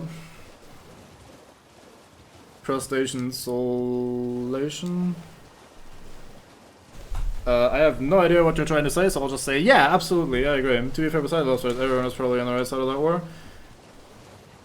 Yeah, and still the lobsters are winning, you know? Like, we need more people. Not just passively like, oh fuck lobsters, I better leave, but rather like, oh fuck lobsters, I'm gonna boil that fucker and eat it. Like, that's the sort of gusto we need in this war, in this conflict. He's definitely way above par when it comes to this war. Like, solution, but with extra not spelling, I say. See, as a German, I can't say shit like, oh, this is the, like, lobster solution without bad connotations, you know? Like, as much as I hate lobsters, I you know, there's a bit of cultural baggage right there. At least lobsters can hit each other, yeah. I mean, yeah. This looks like nighttime to me. Surely this is nighttime, so surely we can run over here and get ourselves some death chicken. Yeah, so this is the big version of death chicken. This is a death right bird rather than just a death bird. And he is a right prick. So he has a fancy glowing stick of like hexery, which does like explosions and shit, and fire. He has a couple of fancy attacks that he hopefully will not really get to use too many of. That looks like it's gonna, yeah. Oh, that... Okay, that made me stagger and did 90% of my life when I walked into it. I thought it was gonna be like the other ground AoE, where my character just goes, ow, ow, ow, as I walk through it, and I was gonna tank like a couple ticks of it to get some extra damage in. My bad. My very bad. We probably will once all non-lobsters are dead. Yeah, exactly. There's no winning with lobsters. Fuck that A-zone effect, yeah. Yeah, I just didn't know that it was gonna proper hit me rather than just make me take some damage. Otherwise that would have been pretty easily avoided.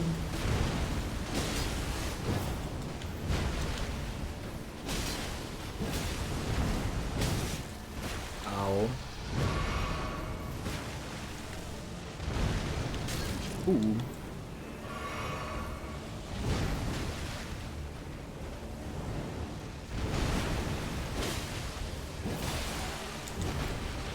I'm surprised it even came over to me, given that it has fancy magics. No, I ran out of stamina. Oh, I rolled that, let's go. No, oh, that didn't kill me. I am so lucky.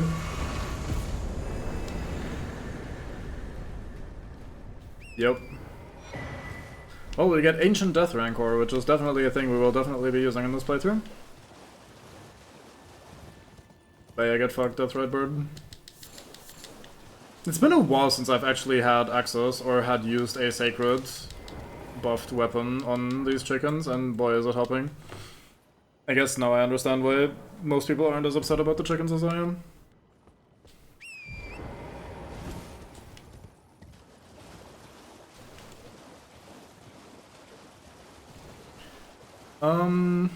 We could go explore that sunken town, or we go over here and explore the outskirts a little bit more.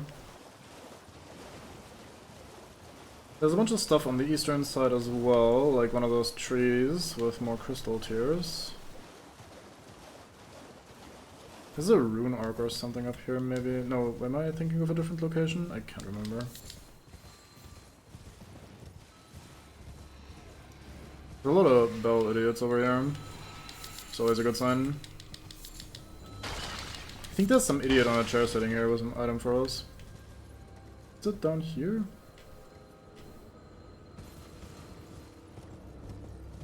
Was it up there?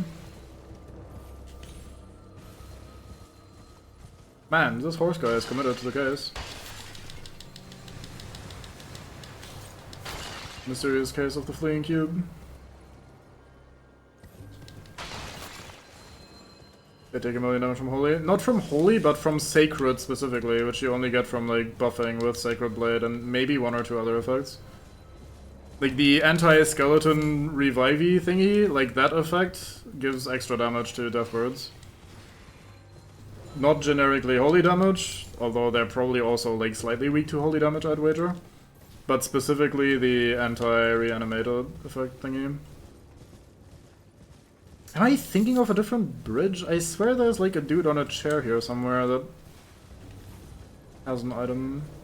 Not like an important item, I'm wasting my time as always, but like... Who would I be if not the sort of guy that runs around wasting his time?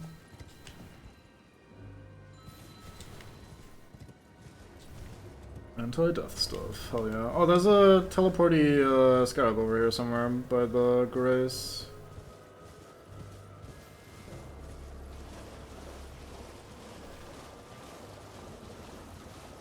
Yeah, I think it's over on this little island thingy. Let's see if we can snipe it with Sacred Blade as well. Get maximum value of the one Ashafor that I've been using. Guess being dead can have drawbacks as well, yep. You'd be surprised, but yeah. Or I would be surprised, but yeah. There's a few buffs that give somewhere between 30 to 100% damage to Undead. The only one that I know for sure is Sacred Blade, but it's really the only one I really need to know because you get this so early and you can use it on any weapon. Or effectively any weapon, I don't know if there's limitations. But it does a ranged projectile, which is nice. The blue juice costs aren't particularly high. The thing buffs your weapon as well, so you can swing with it afterwards and be fine. So that just kind of is all I need to know when it comes to having an anti-unweight tool.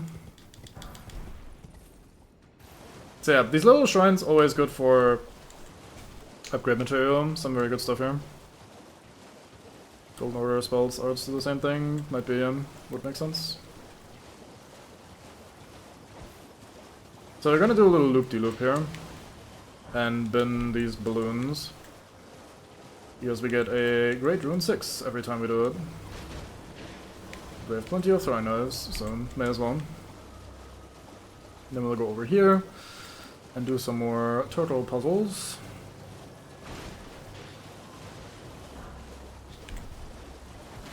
Let's go.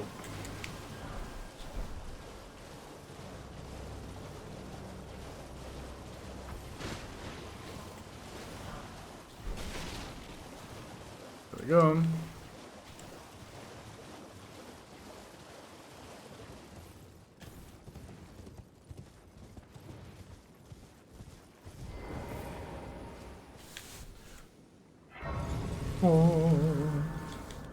Let's quickly rest so all these fucking mannequins aren't chasing us.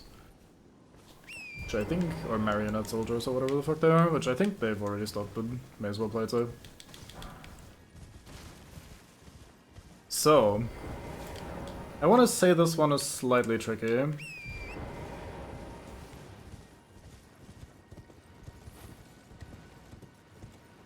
I think one of them is up a tree or some shit.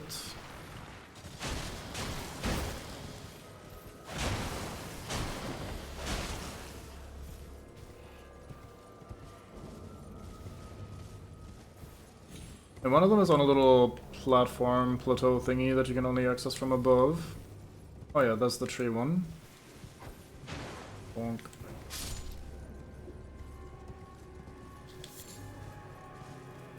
So there are just some dudes ballooning around. So they're marionettes, so like animated little doll warrior thingies. They work for the mages, basically, which have animated them as like a way to bolster their armies, if I understand things correctly. And if you fight them, they often start malfunctioning and like twitching and flailing wildly, firing wildly, and going out of control. So they're just hanging out on little like dropship zeppelin balloon thingies. You can smack the tree to kill it. I didn't know that. That's cool. Neat.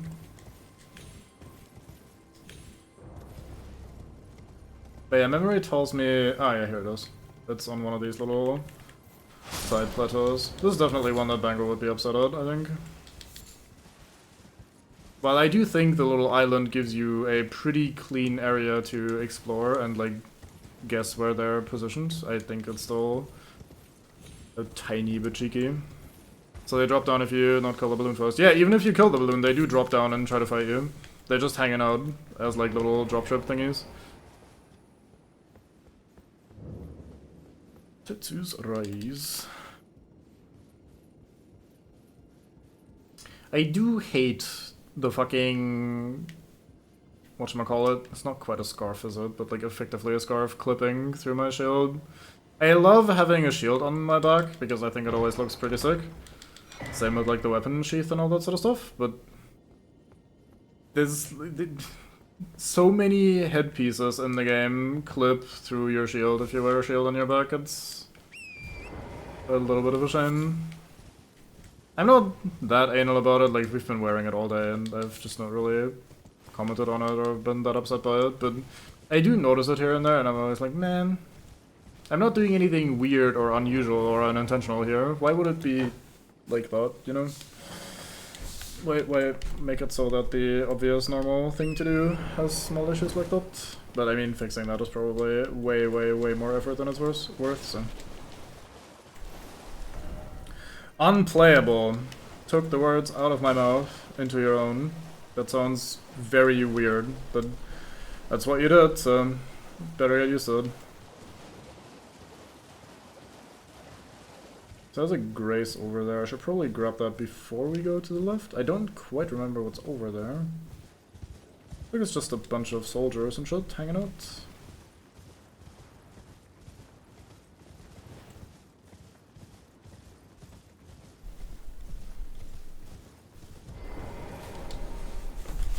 I don't know. What were you intending when you said that?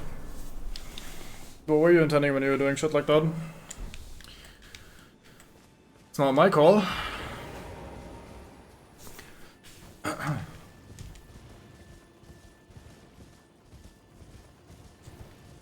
have a quick look over here if there's more than just a couple of soldiers to fight.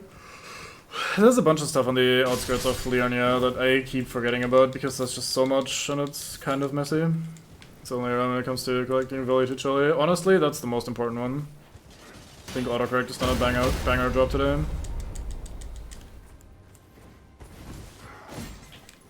Fucking chili sauce gaming. Ow. Where's that reach stick?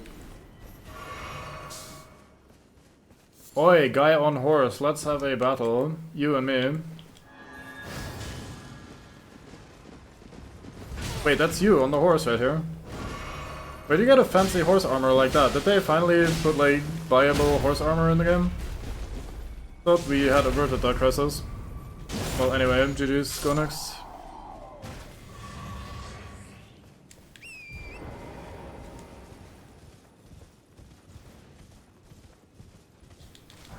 It's probably in video, true.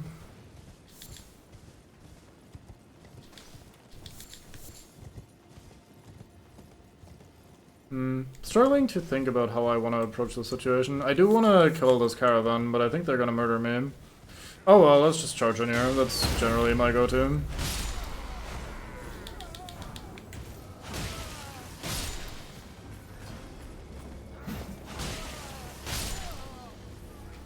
There's a lot of idiots here, so...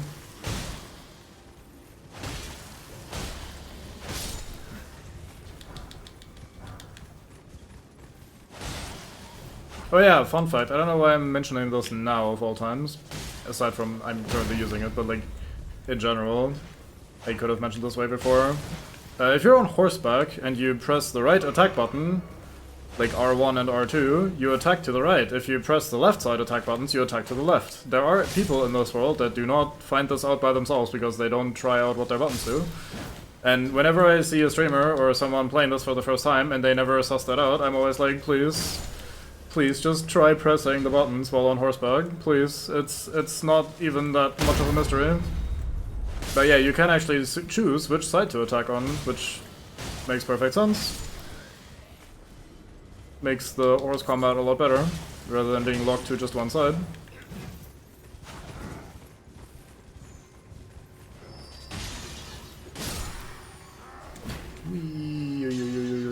That was tracking before well. Ah, fuck.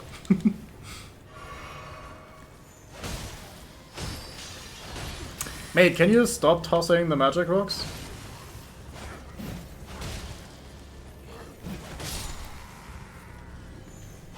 No, fuck. Die. Wait, I thought that guy dropped something. My bad. You know, our arcane build really isn't pulling through anymore. I say that as we get a rare drop of short sword, very nice. But I was hoping to maybe get some of these guys as armor, because I like the way the Kaku Knight set looks, but it's not been happening. Splurged all my streamer RNG earlier. Feels bad. Oh yeah, we got a Lordstone Straight Sword that I haven't upgraded yet or slapped anything on. I wonder what we should be using with that.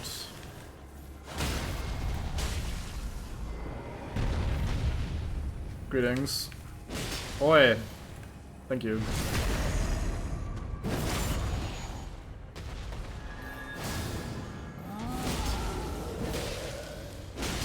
I do like that the other guy is basically just like, yeah, it's just another day. This time I hit the head clean, first try. Yeah, you stay kneeling so I can go loot, thank you.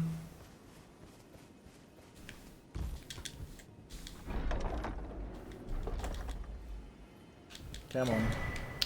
Carrion Knight Sword. I don't remember shit about that one. I'm okay. Oh, doesn't it have the weapon art where you summon little swords that attack? Isn't that where that weapon art comes from? Maybe, I don't remember. Is probably not important. Hi. So there are a couple things in this neck of the woods, I think. No, you just need to make them stop, which usually is just hitting them. But if you hit one, then they're usually upset and try to come for you. So if you're not being lazy, you may as well kill one.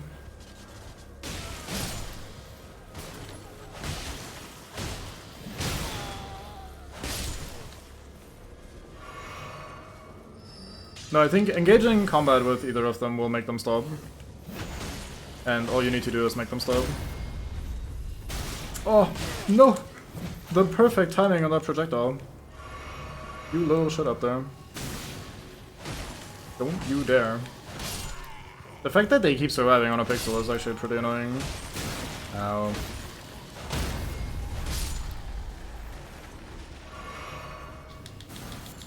You stop that. I don't remember what's in here. Must be good though, it's a chest. That is not good. Unlucky. I have been let down. No amazing chest ahead. You are kidding with that head.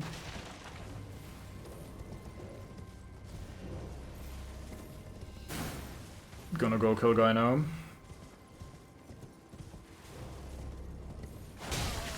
Dick. Ah, revenge, I agree. I was trying to spam interact there to try and grab his item while he fell off, rather than having to jump all the way down. You're pretty chill, given that I just ran by you after murdering this entire camp. Maybe that's a pretty good reason to be chill, actually. Like, I just watched this guy kill 400 people. Maybe I shouldn't be the 401st victim.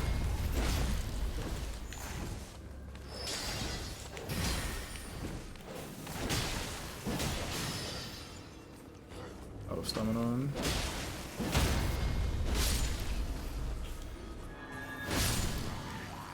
So fun fact, the reason that weapon art did so much damage there is because for a lot of these swipes that also shoot out a projectile like this, you can hit the enemy with the actual projectile and the weapon itself at the same time. So a lot of these Ashes of War that send out a projectile like that are actually a little better than you might give them credit for. If you try them from a distance and you only hit with a projectile, it might look like the damage itself is pretty bad, but hitting near point blank, you will often hit with both of them at the same time and then do pretty good damage. Also happens with the, like, Storm one that we were using on the Flamberge recently.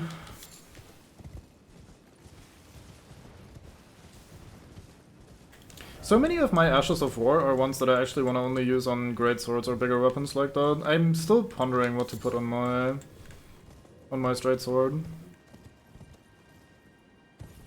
Or maybe just do bleed, although I think that's ultimately gonna wander onto the Flamberge once we're done fucking around with the storm shooty thingy. Hello guys, don't mind me just coming through. Don't you also get the jelly shield here somewhere? I thought that was in the area. Oh yeah, here it is. Jellyfish shield. Alright. It's another section of this map done. So isn't the 4 belfries up here? It is. Okay, good. Then we'll go explore that next. I don't remember which one of those I want to do right now. So this place up here is gonna be... Well, getting there is actually not gonna be that big of a problem because we can just run by the troll dude that's guarding it. But this is the 4 belfries, if I'm not mistaken, and it is called that because there's 4 towers with weird magic portals on it. Or maybe just 3 portals, actually. I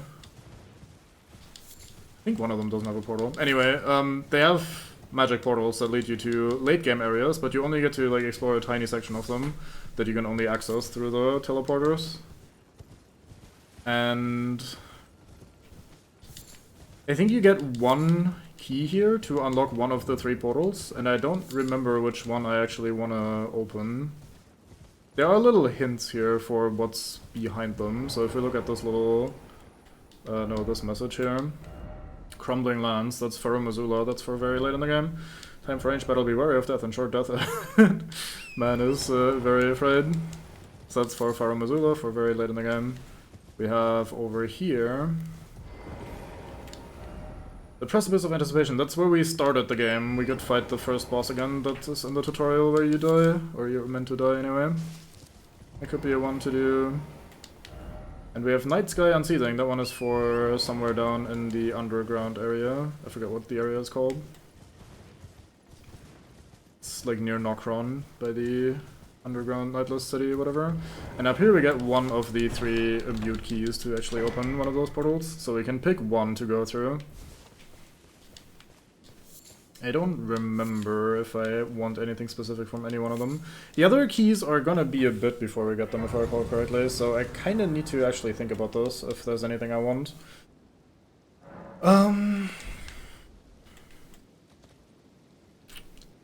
I think we got a talisman in the Faro Missoula section, and I think it's kinda shit.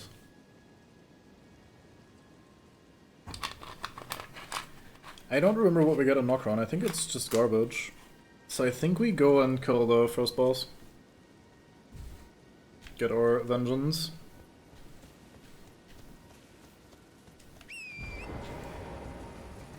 Yeah, sure, may as well do that. I don't think we'll screw anything up with the quest progression. We get an item here if we manage to kill the boss. That will be for... Wait, is this the wrong place? I just said it because I felt like this was the right place. Oh, this is correct. Okay, good. I think we get an item here that progresses Nephalilu's questline later, but we're not at that point yet, so I don't think picking up the item itself is gonna cause any issues.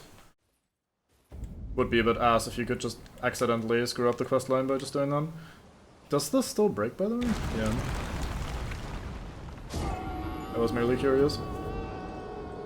Because there are nests and butterflies there, which are like plot relevant in theory, I think. So I was curious if that was the thing, and I was starting to think about that and wondered if that might have some sort of lore implication.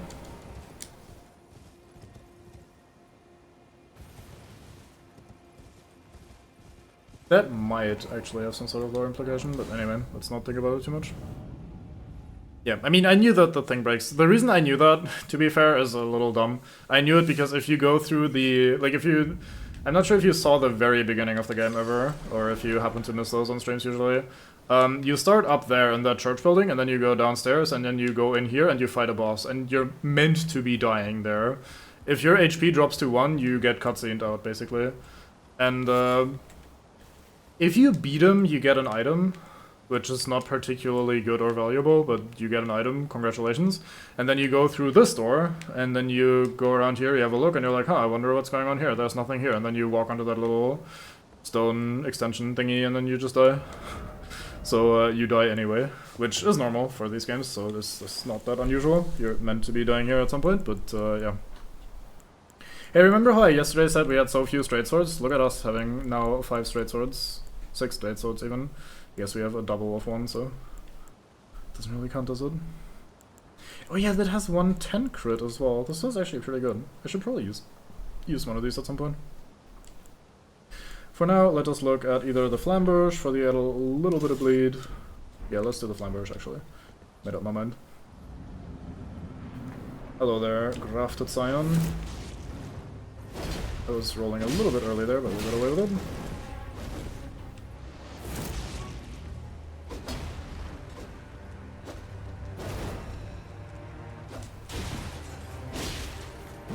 Yeah.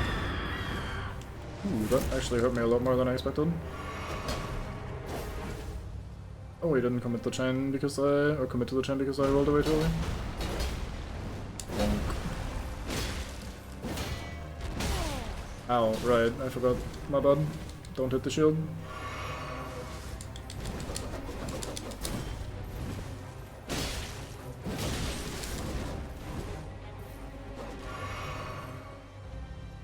So he has two attacks from that stance. One is this, which is pretty spicy, although we managed to avoid it pretty well, and the other is the spin attack, which looks spicy, but is surprisingly not that bad. And it's very surprising because the game has a couple other spin attacks like that, and most of them are really bad, so this one is just a little bit more generous. If you get him low enough, he actually buffs his weapon as well, so now it does a bit of holy damage. Given that it's kind of a not very uncommon thing for Souls games, or even Souls-inspired games, to have like an optional boss at the start where you're meant to be dying, but you can't theoretically beat him, I think for those kind of bosses, this is definitely one of the harder ones in my opinion. It's in part because the moveset is a little flaily and he has a lot of swings to it. His damage is also pretty high. Compared to, for example, the Asylum Demon or something, that thing is slow as fuck. Yeah, it hits really hard, but once you're used to the moveset, it's not that hard to avoid at all. Same with like the Demon Souls guy. But like, Grafted Scion is actually a little bit of a pain. I suppose Eudex Gundyr already breaks the mold in that regard, huh? Because you're actually fighting it and are meant to be killing it rather than just dying there to progress the game. Vanguard Demon or something, right? Is the one in Demon Souls, I've forgotten. I kinda wish I'd play more Demon Souls, but I also kinda don't really care too much. I liked it a lot when I played it, but at the same time, I don't feel like... Like, even if I had access to it, I probably wouldn't play it that much right now.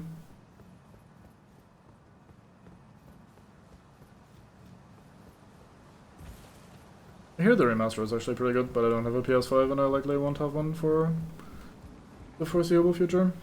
And I don't have a PS3, so I can't play the normal version either, so... Just auto luck when it comes to that.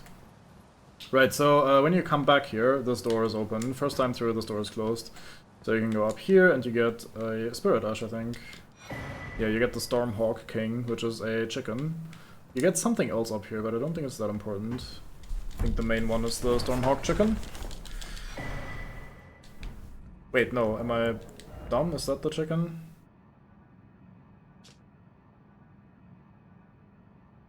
Oh wait, no, this is the one we give to Nepheli, and this is the one we actually get to keep. Yeah, we get to summon a chicken as our own ally, and we get one for the plot progression of Nepheli loot. So that's our reward for clearing out this.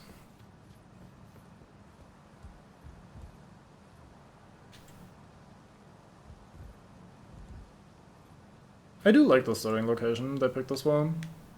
You can also see it from Stormvale Castle, it's pretty nice. You just see the little chapel in the distance every now and then. Chapel of Anticipation. So I'm gonna go on a bit of a weird anecdote here. I used to watch a streamer occasionally that did like no-hit runs for the Souls games and shit, and he was really excited before Elden Ring came out. In general, before Elden Ring came out, everyone was almost like, oh my god, Elden Ring is gonna be so sick, dude, George R. R. Martin plus Miyazaki is gonna be the sickest shit ever, oh my god, we're so excited. Everyone was super excited. And especially in the Souls community, naturally, people were extra excited because like, oh my god, we're playing these games anyway. All the fucking time, can't wait for another one, it's gonna be sick, oh my god, it's gonna be so big and so cool. And there was this, I think it was an E3 or some sort of convention, some sort of conference, where like they hadn't shown any new Elden Ring stuff yet. And the streamer was watching it and was like, oh my god, are we gonna finally get some Elden Ring stuff? And then at the end, or like towards the end, the announcer was like talking about like, no, it's for something that people are really excited about, blah blah. And he's like, oh, Elden Ring, he's so happy, like he's pogging off. And then she transitions into some shit about like some Need for Speed related stuff, like a new add-on or expansion or something. And like he goes, Need for Speed DLC? And like people like took that and made it into like a little highlight thingy for his channel and slowed it down a little bit. So like the whole like, oh Elden Ring, and she goes like, oh, now for Need for Speed Blood. Need for Speed DLC? Like with the fucking absolute disbelief in the voice, and just also a very like animated guy, very funny guy in general, so that will always be stuck in my head, especially with the Chapel of Anticipation, because it's like the epitome of like everyone is giga hype about Elden Ring. It's gonna be the best thing. We're all gonna be loving it, playing it all day, every day. Like, oh, everyone's so excited for Elden Ring. Here's a new like games announcement thingy where they show off new games shit, and like, oh no, it's just Need for Speed DLC. And just the fucking way he said that and the way it sounded in slow motion is just really fucking funny to me. So I'll always for some reason attach that with the Chapel of Anticipation, because like Chapel of Anticipation is already like in and of itself a pretty cheeky name. Like, oh, you're all excited, right, to like drop into it.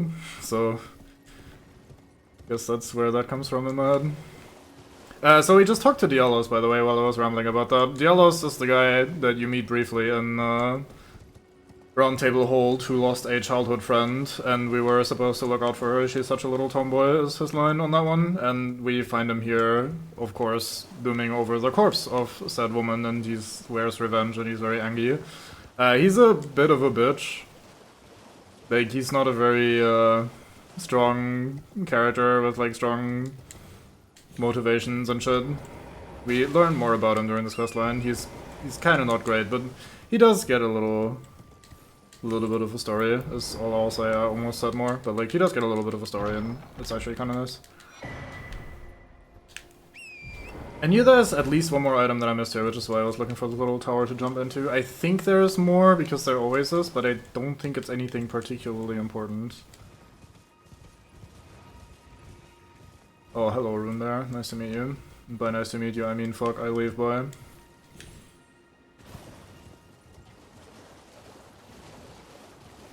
Oh yeah, there's a little grave section here. With these weird blue flowers that actually shoots homing projectile rather than the beams of light from the sky. Or towards the sky or whatever. Very odd. I don't think there's a lot of important stuff in this little sunken village. I think we'll go elsewhere. Let's go here. We'll stick to the northeastern side, like we'll stick to the mountains, and we'll head east from here, and we'll probably find some interesting stuff still. There's a couple things over here. Yeah, almost fell. Is there something below the bridge? Oh yeah, there's the little cheeky poison guy's little location thingy. Some white flesh, very important.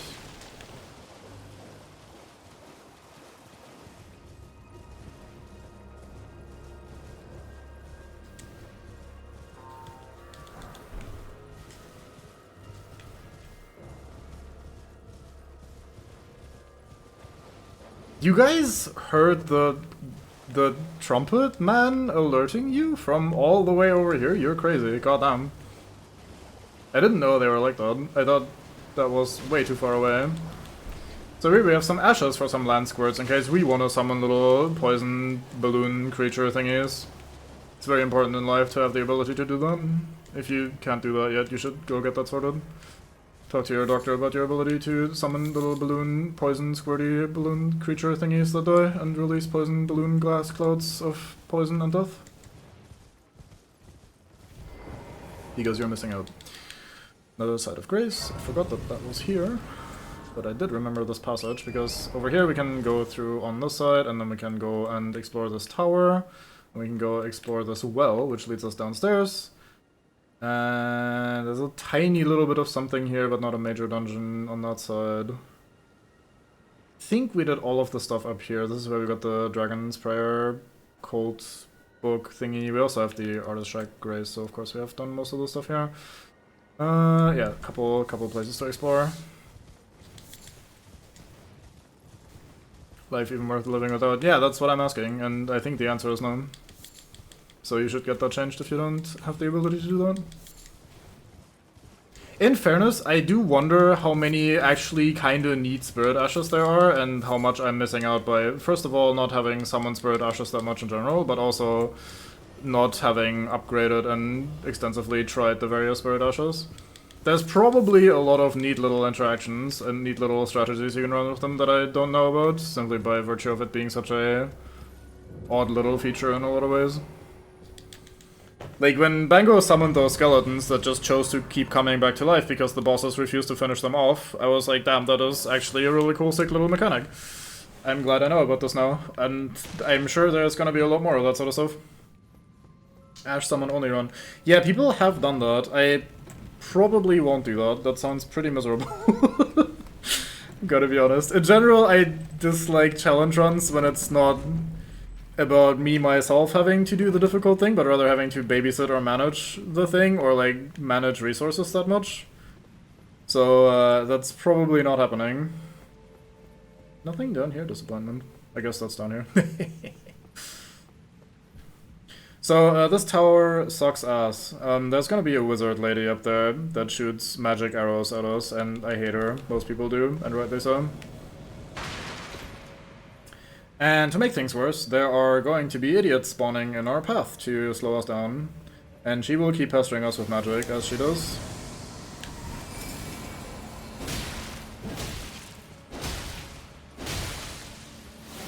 And then she disappears when we hit her a couple times, and now she's over here. I rolled that way too early. Why is that thing so slow? I mean, I prefer it being slow, I guess, because that means I can react to it, but I rolled it on prediction, and it was actually super slow. But yeah, that's exactly what I was anticipating, is that it's gonna one-shot us. So, this is going to be a bit of a pain. And the worst part is, even if I do have the flask thingy that I was talking about, which I do, of course, have the flask thingy that I was talking about, that's not gonna be that helpful at the end of the day, because it turns out if we just get poked by any of the random enemies on the way there, guess fucking what? It's gonna eat the fancy protective bubble that we have, and we're gonna get one shot again anyway, so this might be pain. I'm not excited about this place. We could try, I think I want the stamina, but we could try some magic resistance, see if that helps out a little bit. I tend to not put too much stock into little resistance buffs like that, but maybe this is the one where I'm like, oh yeah.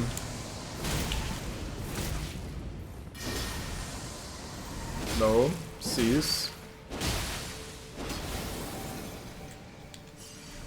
They kinda, I wouldn't say hard-coded her to be able to dodge, but it feels like there's almost no way to stagger her to the extent that you can prevent her from teleporting. It feels like she can always get out, even in the middle of a stagger like that, so...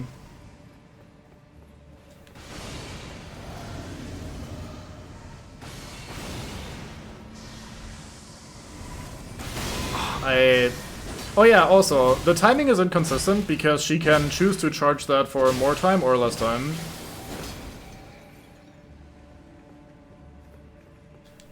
So, I can't just be like, oh, she always has to charge this long. No, she can release the button a tiny second earlier, and then I'm too late on my roll. Or I can roll on prediction, like, oh, she's probably gonna fire here, and then she holds the button a little longer, and then I die anyway. I'm gonna top off my HP here, even though we're only missing a tiny bit. Where are you at? There.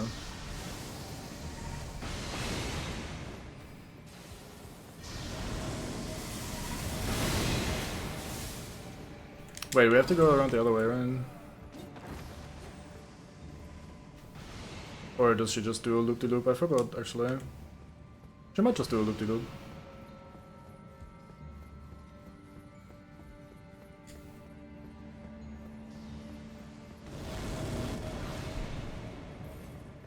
Of course, she will keep summoning ads all the way. Weird light source there on that side, not sure why. Probably has something to do with what happens here later.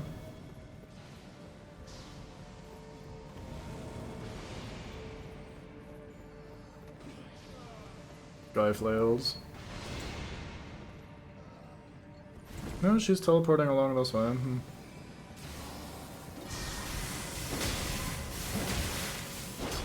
No. I went into stamina dead there, so I couldn't do much of anything.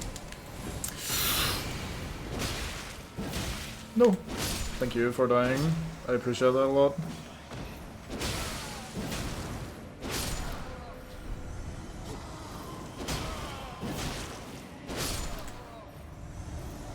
Yeah, that might be what happened there. Because she did keep teleporting, and then when I doubled back after doing a full round myself, she stopped teleporting away, and we could actually fight her. So this place is obviously a little annoying, because it's like the classic, hey, walk on beams while fighting enemies that have good knockback and stagger and shit. My main advice for fighting in situations like this is actually twofold. I have 2 bits of advice. One is, don't die. No, that's not it. It is part of it, but like it's not the actual advice. One is, don't lock on. The reason isn't so much because lock on itself is that terrifying, but rather because a lot of the time the enemies will fall off after a couple hits, and at that point your lock on will turn you sideways and your follow-up swings will move you off the ledge as well. So locking on has a very high chance of getting you killed, especially if you're fighting up close and personal. Now if you're further away like this, sure, just send it, feel free to lock on and fight things, but if you're up close and personal, locking on is a terrible idea. Also, look at these guys slowly climbing up the ladder and actually coming up here to be a problem. And the second step is, like, chill, basically. Don't swing more than you absolutely need. Rather than like, oh, I'm gonna swing the full combo, just do 1 or 2 swings and then like confirm for yourself like, okay, I need to attack more, and if like that happens there, for example, try to reposition rather than swinging. You have all the time in the world, you're not actually in a rush. As long as you don't fall off, you're gonna be fine. So don't rush yourself, don't sit there and think like, oh, I need to swing 800 times to get this thing killed as quickly as possible. Instead, focus on like not dying, and they will die eventually. And that sort of approach of like not locking on and also playing pretty slow and steadily works really well for almost all of these little don't fall to your death sections. Is there anything in one of these chandeliers? I always think there is, and I think I'm always disappointed as well. It might only be later in the level when we come back here. Spoilers, oops.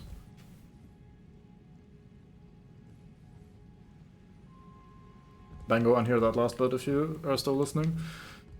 I think we're done here. Don't really see an item in any of the chandeliers, unless one of the rats' corpses has happened to land exactly inside of one, but I don't think that happened, so I think we're good. I think we're just leaving. So the reason we will come back here, and I mean, there was me mostly joking about Bango on here that last bit, because Bango knows that he should come here at some point, because there's a thing over here. If you walk up here, you can examine a pedestal and says something fits on the pedestal. And yeah, that suggests to you I should come back here at some point. So there you go. You thought I was spoiling, but I was just joking. I wasn't actually spoiling.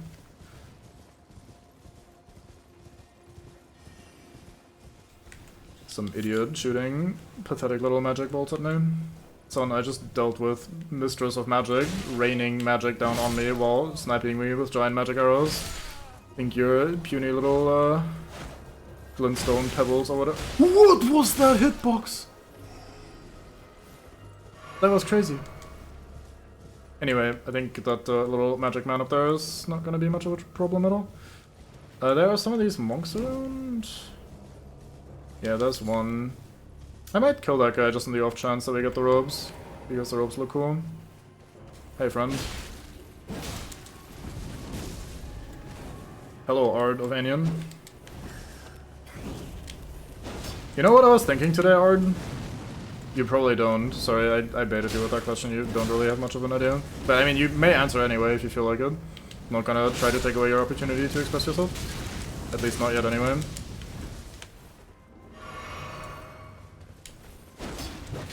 I was reminiscing and thinking like, hey, that was some fun time when we sat there and spent many hours wasting away at Total Warhammer 2 campaigns together. That was fun, wasn't it? We should do that again at some point.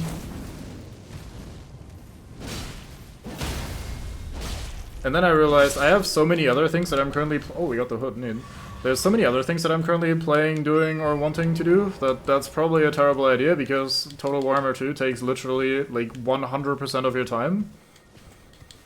Like you decide, oh, let's play some Total Warhammer, and then 8 hours have passed, and you're like, fuck.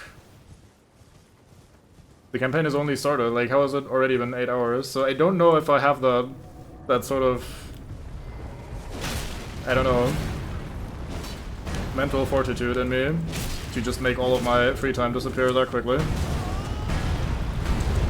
I am dead. Oh, I rolled it, let's go. I was just roll spamming, so it's not like a major accomplishment, but... Oops, I'm dumb. Weekend/vacation thing, yeah. But yeah, how do you feel about assing up some Total War House again at some point?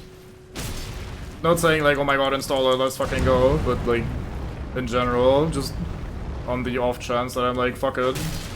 Let's do that instead of streaming or doing elderly ringing or shit like that.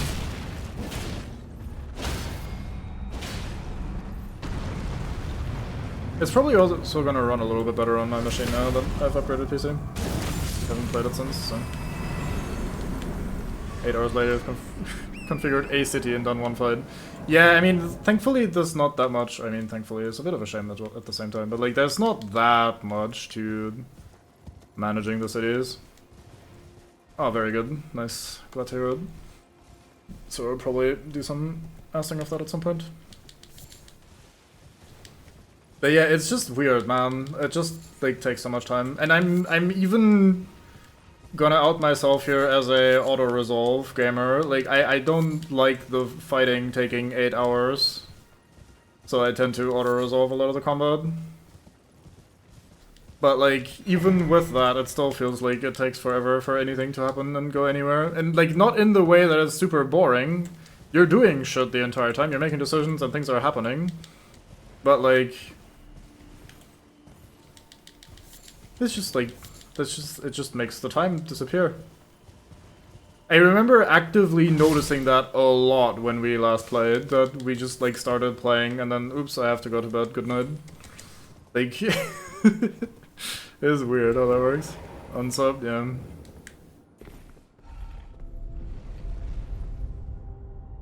I don't know why I don't love the combat in those games. Part of it is just because it feels a little hard to control in a way. Not because like the unit controls themselves are ass, but the way your units just kind of make a lot of their decisions by themselves. You just kind of have to accept that. That always feels a little bad to me. I've also grown up playing Blizzard RTS games and a little bit of Command & Conquer and that sort of shit. And unit controls are so much more like snappy and about being able to precisely tell anyone to do anything that in turn playing Total Warhammer makes me feel like my units just tend to not listen to me very much, and moving them in formation and shit is very clunky. True Joyce, watch your friend spend several hours trying to clear one battle against 8,000 Skaven? Yeah. Also, drowning some idiots for a quest battle in roughly 8,000 skeletons is a fun thing to do as well. That's alright, Fisk. Of course you'd show up when we mention Total Warhammer. How else could this go? Right, so we have found the other major underground entrance. We're not gonna do that right now. Actually, this place is not as spicy as it looks. I tend to, like, in my mind, even this little section over here that we just unlocked, in my mind, that section is also a little rougher on the, like, rougher in terms of levels, and, like, you should probably do it a little bit later, is what I'm thinking instinctively. But from what I've recently seen, and also, like, I recently played through it on a different character, it's actually not that spicy. I don't know what gave me the impression that it was a little bit of a higher level area. It's not actually that much higher level at all, so we probably should do that at some point in the not too distant future. So occasionally talked old man about rats, and man probably aged many years in that one battle, from the sounds of it.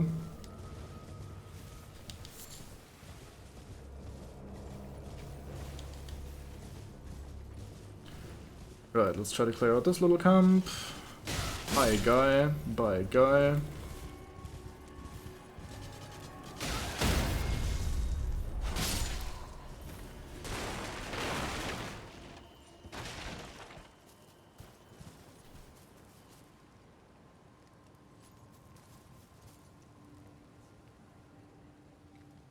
Oh no. Oh no. Wait, this is where you get Flame Cleanse Me. I thought that was part of the prayer book that we got earlier. Unlucky.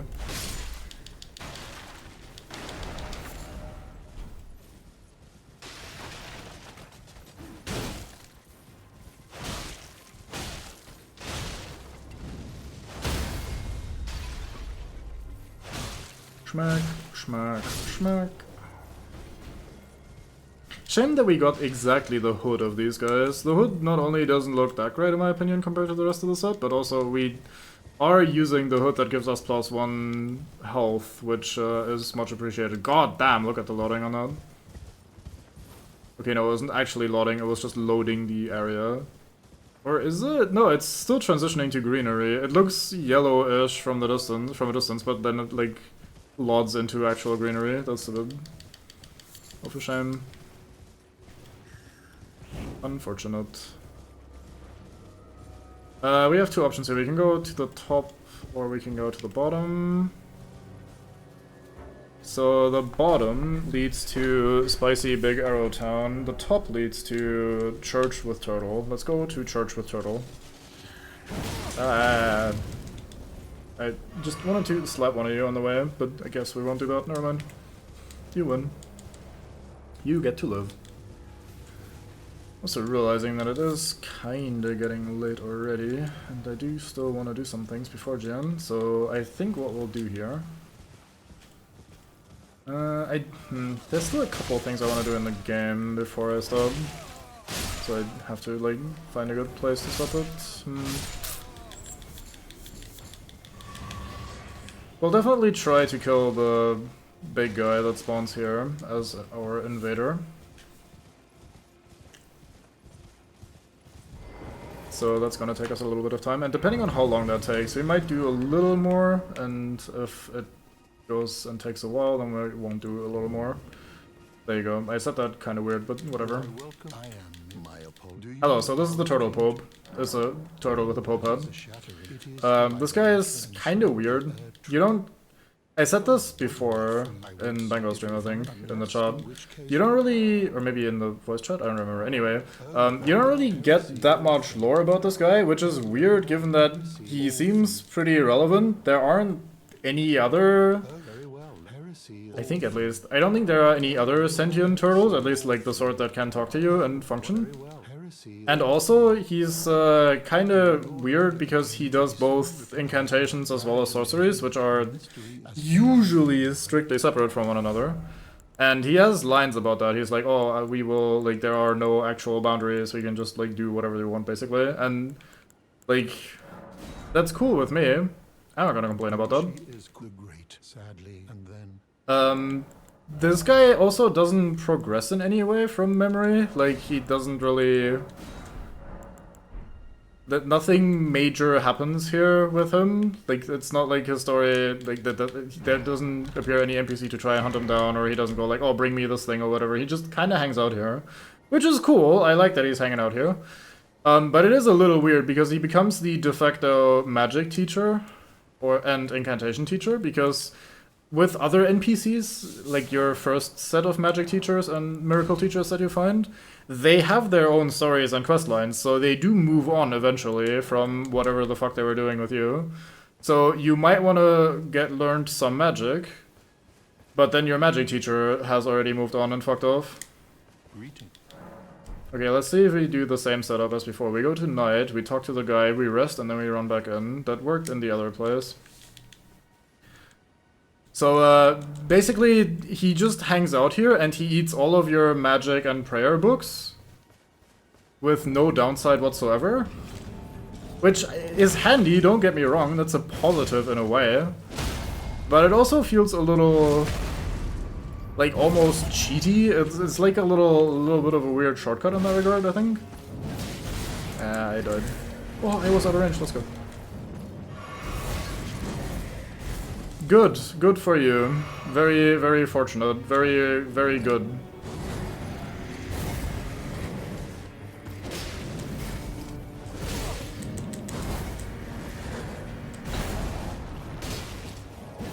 Ah, fuck. Oh my god, I lived. Let's go.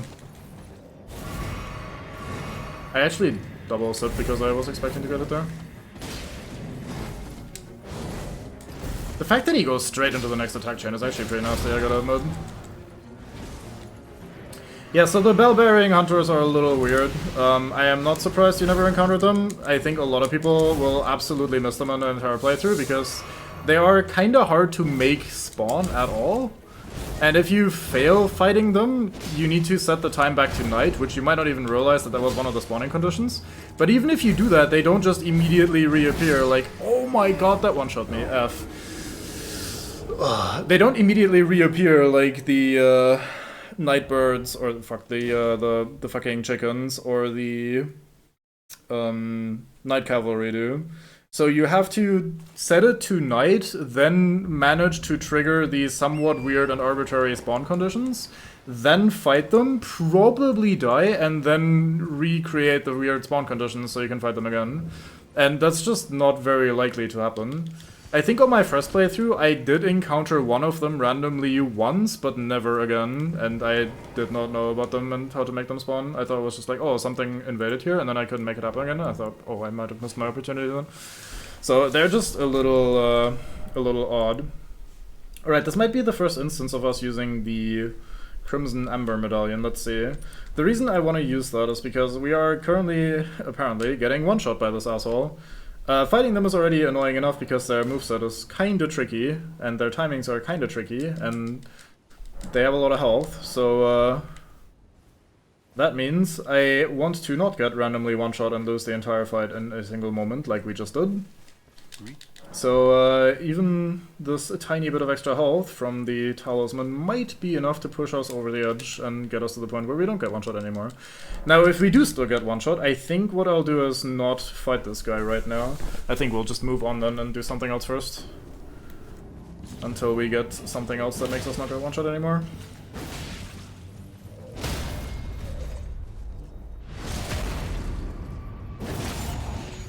They're not quite like the Nazgul. There are other enemies that are functioning like the Nazgul. Oh, that still was active. Okay, I think I died from the grab. Yeah. So the grab one-shotting me, I don't mind. I don't count that one. Because the grab I should absolutely be avoiding. I just rolled a little early because I'm not super familiar with the timing. So I don't mind that one. But like a normal attack like the one that one-shot us earlier, that one-shotting us I don't accept. So we will not fight them if that happens again.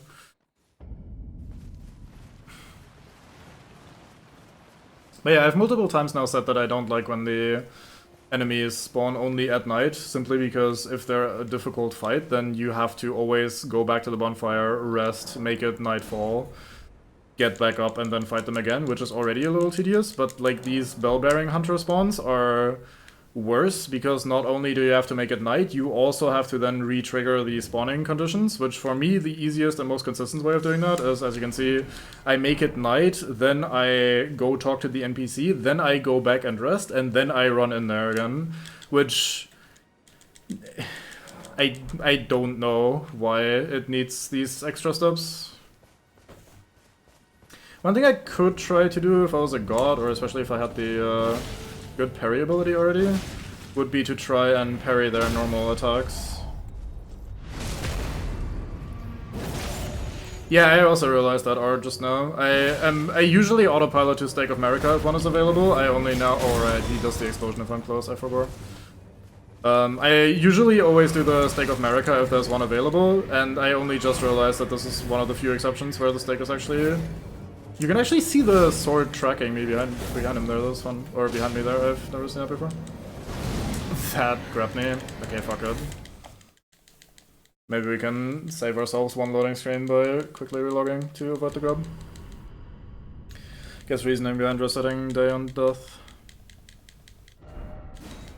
is to stop new players from having to reset it today to avoid encountering a difficult enemy again. I don't know. Like, that's probably the reason, I'll agree, but like, I don't think that's a particularly good reason, because this is all shit that happens in the open world. If you want to avoid the thing, and I mean, some of these difficult fights are called night cavalry, for example, you could just, like, not be here at night. I don't think that is too much to ask from people to understand that the enemy called night cavalry, that only appears at night, or only shows up sometimes, might be only appearing at night, right? Now, the bell-bearing ones, I think, are a different problem altogether, because their spawn conditions are so, like, difficult to trigger. Like, think about the first one. I knew where he was and what he was going to be and all that sort of shit, and I couldn't make him spawn for a while. It took me a lot of fidgeting to make it even happen to begin with. So I think that would only, like, that reasoning of, like, oh, it needs to continue the daytime so enemies don't continuously lock down a new player. That only applies to birds and Night Cavalry. Night Cavalry sometimes... Oops, I autopiloted again to the Stick of Miracle. Night Cavalry only sometimes is on the main path. The birds are never on the main path, I don't think, so... I don't know. For myself, I can't imagine a single instance where...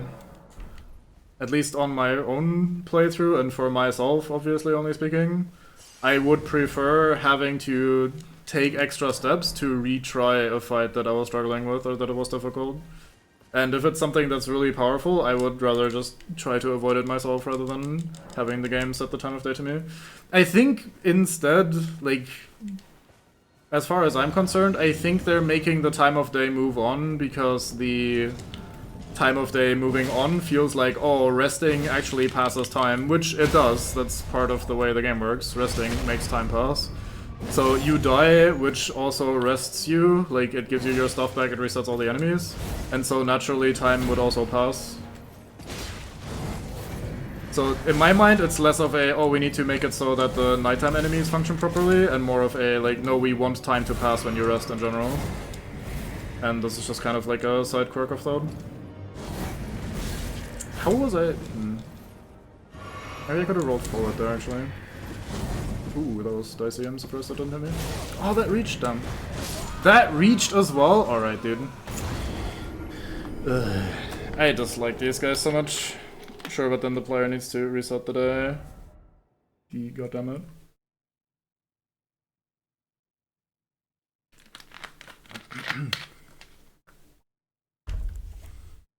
I don't know.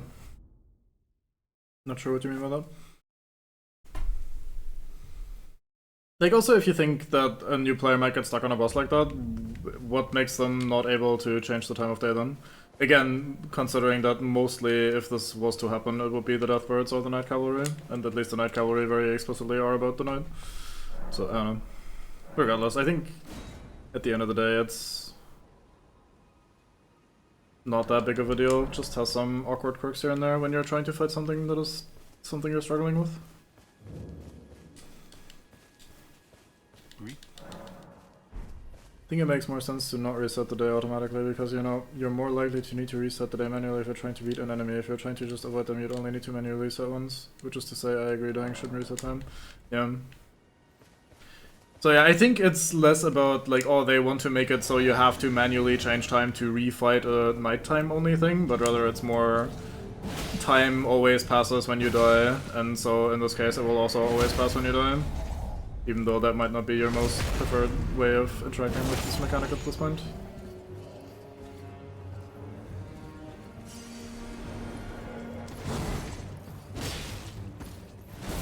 Ooh, fuck. He didn't do the AoE this time, even though it was close. Okay. Oh, it's a different type of shield bash, I see. How far does that go? Okay.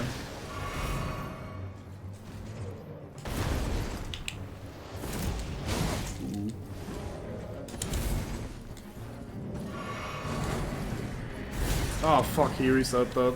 Or, well, not reset that, but like he went into a chain that has different shit happened there at the end.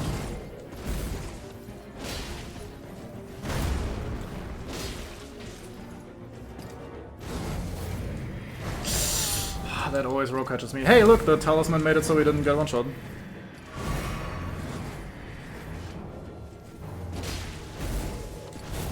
Strats.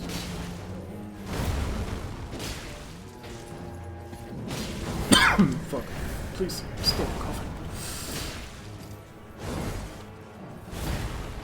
Ah, you got me. Never mind. You fucked up. Ooh, the bleed proc and the stagger at once. Let's go. Ah, I was early, really.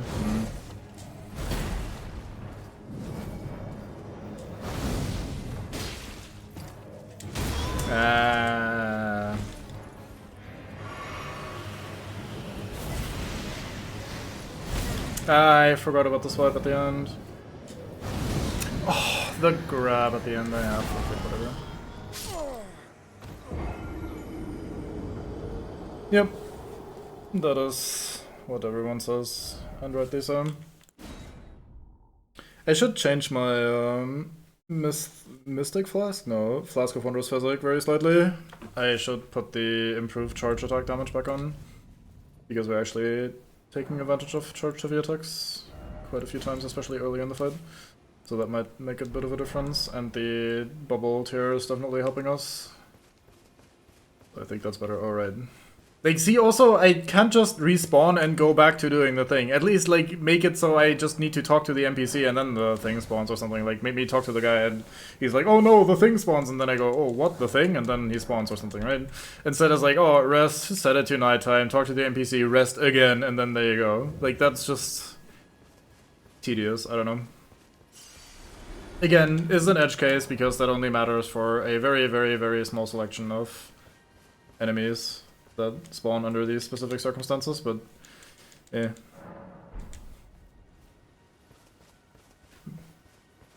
Oh shit, there's space. Night job, Jedi, yeah. Unfortunate.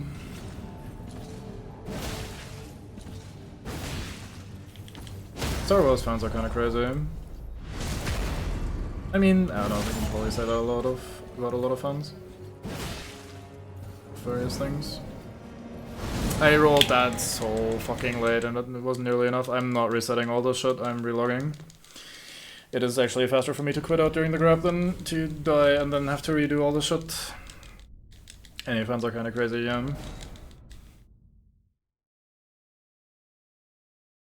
Or at least can be kinda crazy, I guess is the more genuine way of saying that.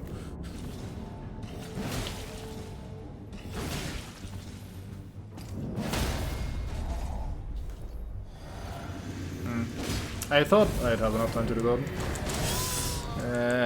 Thank fuck I drank the thing. That! Last time I had enough time to punish that and still roll after. I guess I slightly hesitated. And I was being dumb because I wanted to get that buff flask in. Yeah, whatever. I should just ignore that.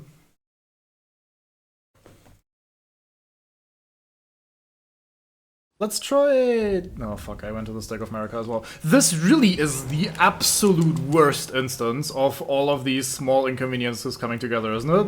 Like, not only is it the stupid, oh, you have to rest to turn at nighttime, but then also you have to take the NPC, or talk to the NPC and rest again to make the thing actually spawn. But also, we have a Stake of America outside that's further away than the thing, and it's the default selection. Like, your cursor starts on the respawn at Stake of America, because in 99.9% of situations, it's the better option. So, like, this really is the absolute anti-situation. Like, the worst combination of all these minor inconveniences coming together. What a piece of shit. Alright, let's try infusing this with blood and see if we can get, like, an extra bleed proc in. Stake further than Bonfire's minion. I mean, it makes sense because this is not meant to be much of a combat place. It just happens to be one for this one invasion, otherwise there's no combat here, whereas outside there's enemies patrolling and there's other shit to do. So it kinda makes sense. Oh, I did that early, didn't I? Oh, it worked this time.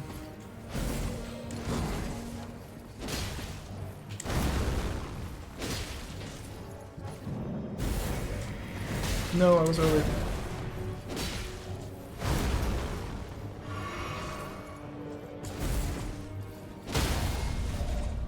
Sweet. Why is there a stake done? Because there's shit to do outside, like, near the path. There's, like, undweights and shit outside, so if you're fighting the little undweight camp, then it makes sense for there to be, like, a Stake of America for you to— oh fuck, I should focus. There's a stake— it makes sense for there to be a Stake of America for you to respawn on, if you're fighting those guys. It just doesn't make sense for fighting this guy specifically.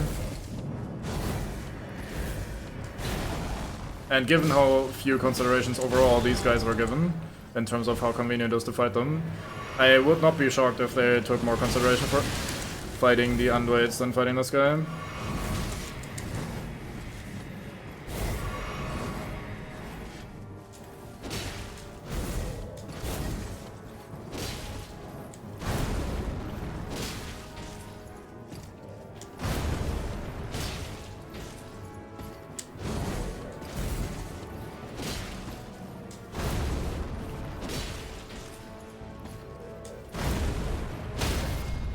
Well, this was a very good series of events. Very nice. His health bar disappeared, but he hadn't died yet. That was so weird. Yeah, we're gonna see a lot of instances on that on the level 1 run. Anyway, so this is the meat peddler's bell bearing, so now we can buy meat, so we need to kill even less wild animals, which is great. That guy's cap clipping problem as well, yeah, of course. It's pretty common, to be fair. So close to grace. I mean, I don't know. Let's see what is out here. If we were to actually fight all this shit. So the stake is right here. You have a little patrol of guys, you have a couple Unduate over here in this graveyard. There's another small patrol of guys. You can argue maybe it has lore implications because there's the big sword memoir of a battle having taken place here. So maybe that's why the Stake of America exists, because this was a battlefield or something. But yeah, I mean, at the end of the day, there's not that much practical use for it at all. But at the same time, there's also not going to be that many instances where it actually gets in the way, so it's kind of a wash. It also, I guess there could technically be a world. I don't know how you would arrange for that to happen, but maybe if they initially made the bell-bearing hunters just spawn at night normally without any extra steps, there's a chance you come here for the first time at night, and you can't maybe activate the grace because the guy spawns and then fights you and kills you, and then you'd have to run all the way over here again or something. I don't know. But yeah, that's also reaching a little bit. I don't think there's practically many reasons for the Stake of America to be there. Alright, I'm gonna call it here. Yeah, I'll call it. I have a couple things nearby that I could be doing, but I can always do that next time, so we'll call it a stream over here. Let's get back up and go to menu.